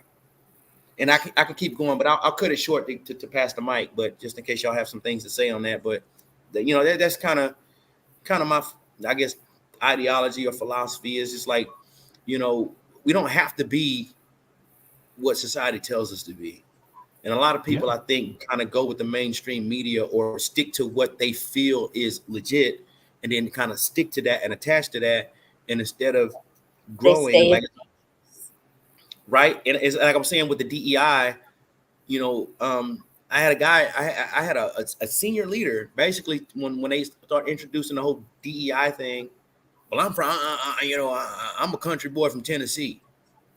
I don't know if you think that's a fucking good thing to be, saying, but when you say that in a DEI, diversity, equity, and inclusion setting, everyone pretty much sees you as, oh, you're a fucking racist, right? When you clutch to that, does it automatically mean that? No, but the stereotype of country folks from Tennessee, depending on your skin color, right, puts you as, oh, well, you don't believe in this shit, and that's what a lot of people thought. But what he was saying was, I'm from Tennessee. I don't know none of what the fuck y'all talking about. That's what he meant, right? I don't know none of what the fuck y'all talking about. I just live and treat people as fucking human beings, but everyone took him to be a fucking, old back in the day, racist guy. A lot of people didn't even realize that most of the people that did that, they thought he was older. It's actually very true, because you say that, and your response was that, more or less you're leaning, I don't want to say immediately towards racism, but you said that he, was an old racist guy. Me personally, whenever I hear somebody say that they're from the country, I automatically assume hick. But that's just me. Right. But I will say this. That comes from, and this is, far from, I don't know, I'm not trying to justify anything. That does come from the Black experience. I will say that. Like when you think of, when Black people think of the Deep South, one of the first thoughts in their head, or one of maybe the first few thoughts, let me say that, is some type of, depending on the skin color of the individual, some type of, are they racist, or they're probably racist? That's probably one of the first few thoughts of it, right? Does it make it right or fair? No, but when you have those certain experiences, based off of the stain of America, then that's one of the few things that kind of tends to come from a Black community. I can't speak for the whole entire community. At least I can speak for me. Let me say that, right? But I don't believe in that. Like my grandma was, a Black Panther and a radical, and she attempted to raise me a certain way. I didn't see it that way, so I opposed that view. I got my ass beat for it, to be honest with you. But I just didn't see it that way, and I wasn't going to accept it. So I welcome the ass whoopings. You know what I'm saying? I don't know, man. I've just always been open. I have that agape kind of love for the mankind. The whole concept of Gandhi and kind of what Martin Luther King shaped himself after. That's what we're supposed to do. That's how we're supposed to be. We're supposed to be that way. Yeah. Peace, love, prosperity, and unity is the last. There you go. There you go. So just because and I just doesn't mean it's less important, though. Yeah, I just think I think it sucks, man. Because anytime, and I guess this just kind of proves at least the American way. When I went to Africa, when I went to Japan, when I went to Germany and Korea and all these different places, we would talk about things, but other countries typically talked about politics. Race really didn't have come up. In America, somewhere eventually, whatever the fuck you're talking about, race is going to come up. It's going to be a factor of your conversation. But everywhere else, it was pretty much politics, and they were saying Americans. They don't give a fuck what color you are. You're fucking American. And then they'll say, well, you're president. I'm like, whoa, motherfucker. That ain't my president. Okay, I'm American. He's the president of America. So yeah, but motherfucker, but I didn't vote for that motherfucker. And that's pretty much how it was. And I was fucking flabbergasted that most other countries know more about American politics than Americans know about American politics. And you know what that's due to? I found that to be very fucking intriguing. I learned more about American politics overseas than I did in my own fucking country. And you know what that's due to? I'm passing the mic. Yeah, I'm done. I was just, I don't know, rambling, I guess. But No. You're good. I just wanted to add to that a little bit. That is primarily due to the American lifestyle. We are so focused on entertainment and instant gratification over here in America. Right. Europe is starting to really fall into that. The advent of social media, more or less exploding upon the world, has hyper accelerated that need for instant gratification. I myself am finding that I'm more or less unfortunately becoming subject to it. You know what I mean? Like with the introduction of YouTube Shorts, I find myself watching at least an hour worth of content, and I feel like that time's just blown away. Like it literally was just wasted on me scrolling through 30-second to 1 minute videos, and it's just mind-numbing content. It's from what I perceive to be just stupid content, but yes, it is entertaining. Now I see why, even though I'm 28 years old, you introduce that to a child who is 2 and 3 years old, and they get grown up with that through, their entire, childhood. What do you think that's going to do to their brain? It's going to rewire it for nothing but instant gratification. So that whenever something doesn't happen instantaneously, what's going to happen? They're going to get a negative reaction. They're going to lash out. They're going to become angry. They're going to be upset. Mm-hmm.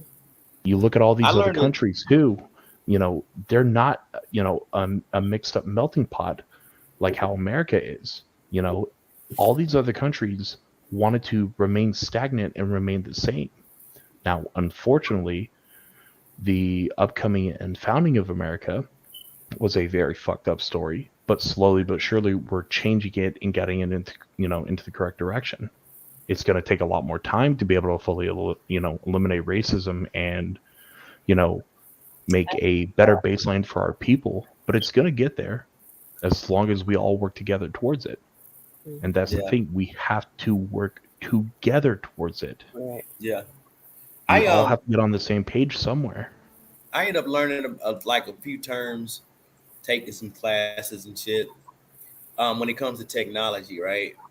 Mm-hmm. This has no race implication at all, but you have digital natives and you have digital immigrants.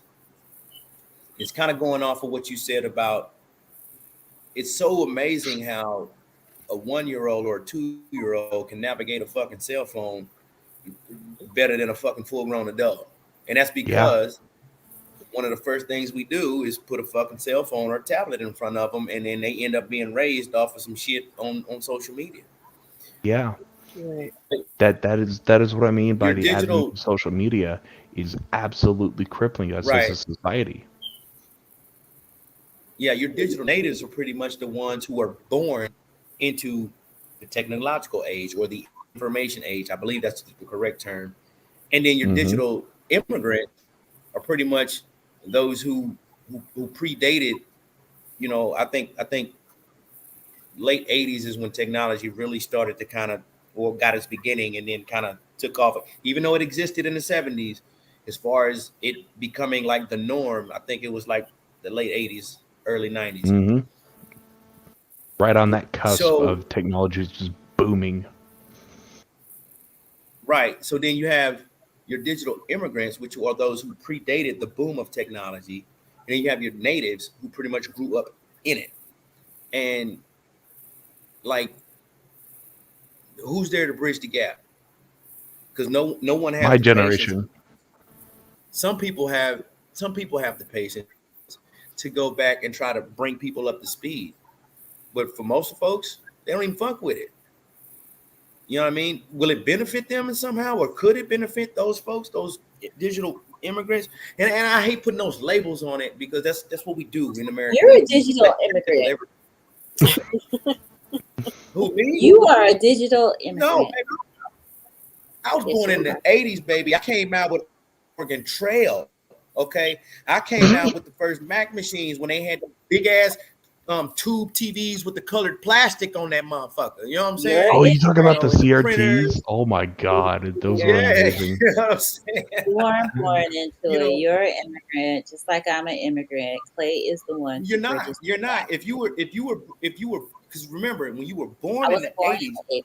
I wasn't. When the fuck was you born? I was born in the 70s. I was born in 74. I was gonna say, if you say 79, you're basically an 80s baby. No, I am Look a at this. 70s So proud 70s. So put it like this here: you were still in school. You were still in school when the boom happened. Yeah, she would have been in. So if you were still in school, high school. If you were still in school, I was in college when the boom happened. So you were still susceptible and malleable to a degree, because So the listen, human brain doesn't stop fully forming until 27. Computer. I think it was in high school when I got that Commodore 64 computer. But that's the thing. The fact that you experienced it, like, so you're familiar with it.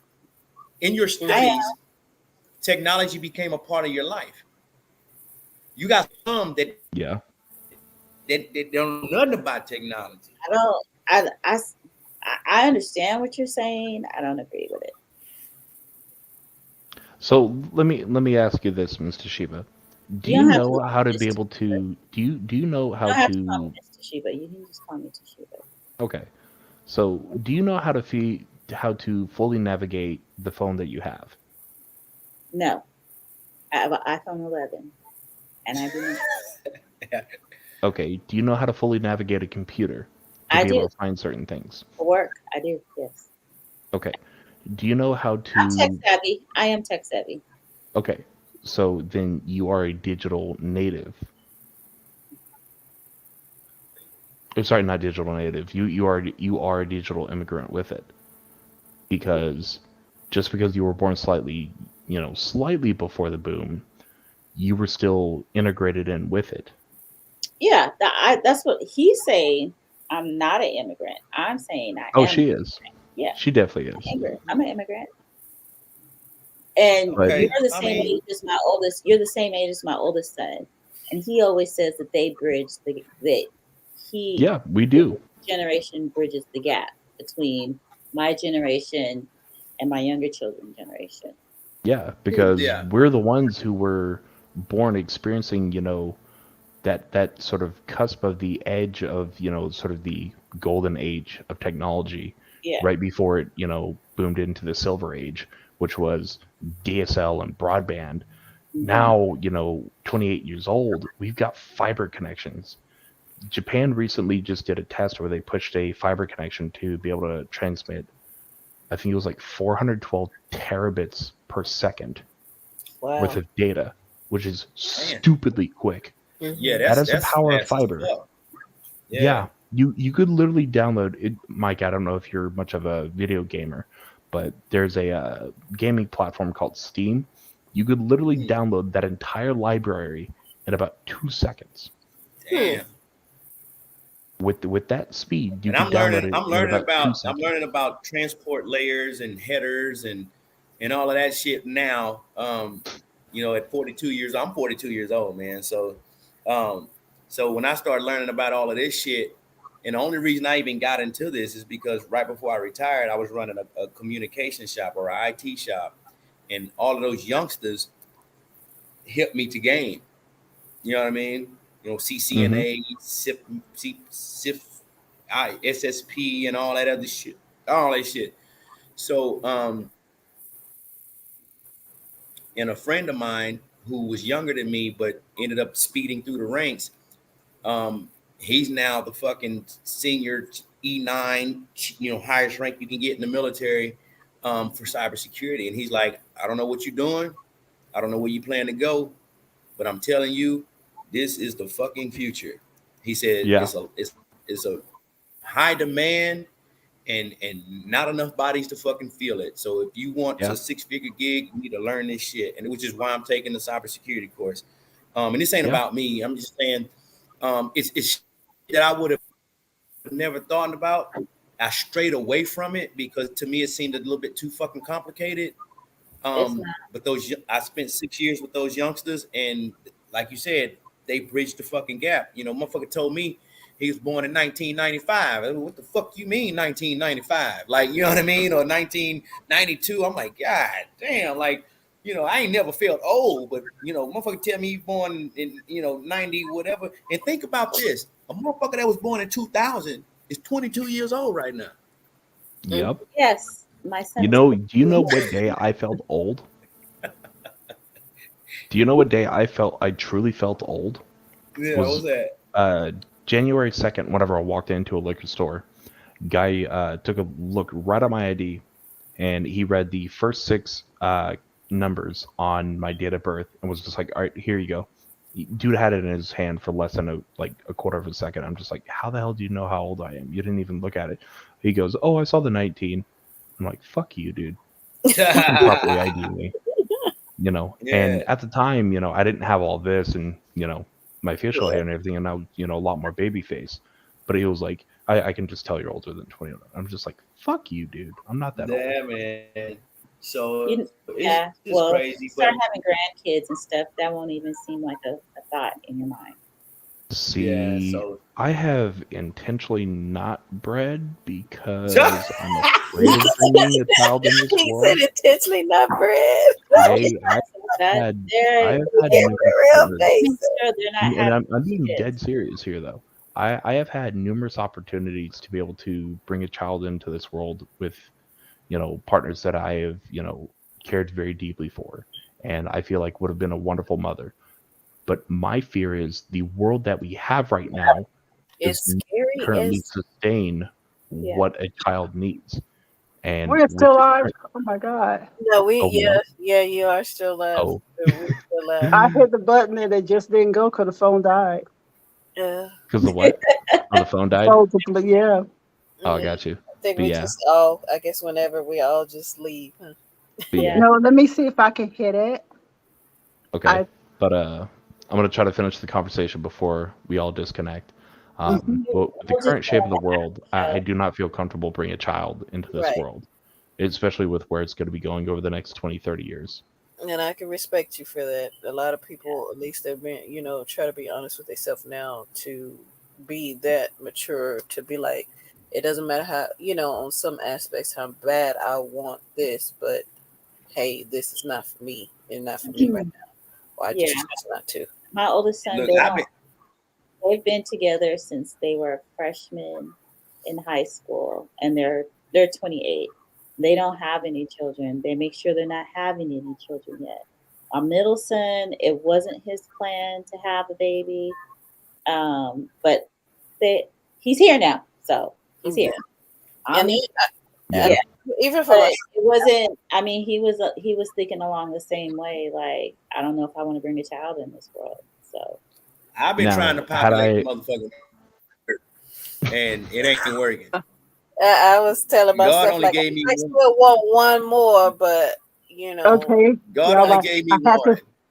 I got to say this right now. I don't know how much battery power, and I'm the only one who can shut this off.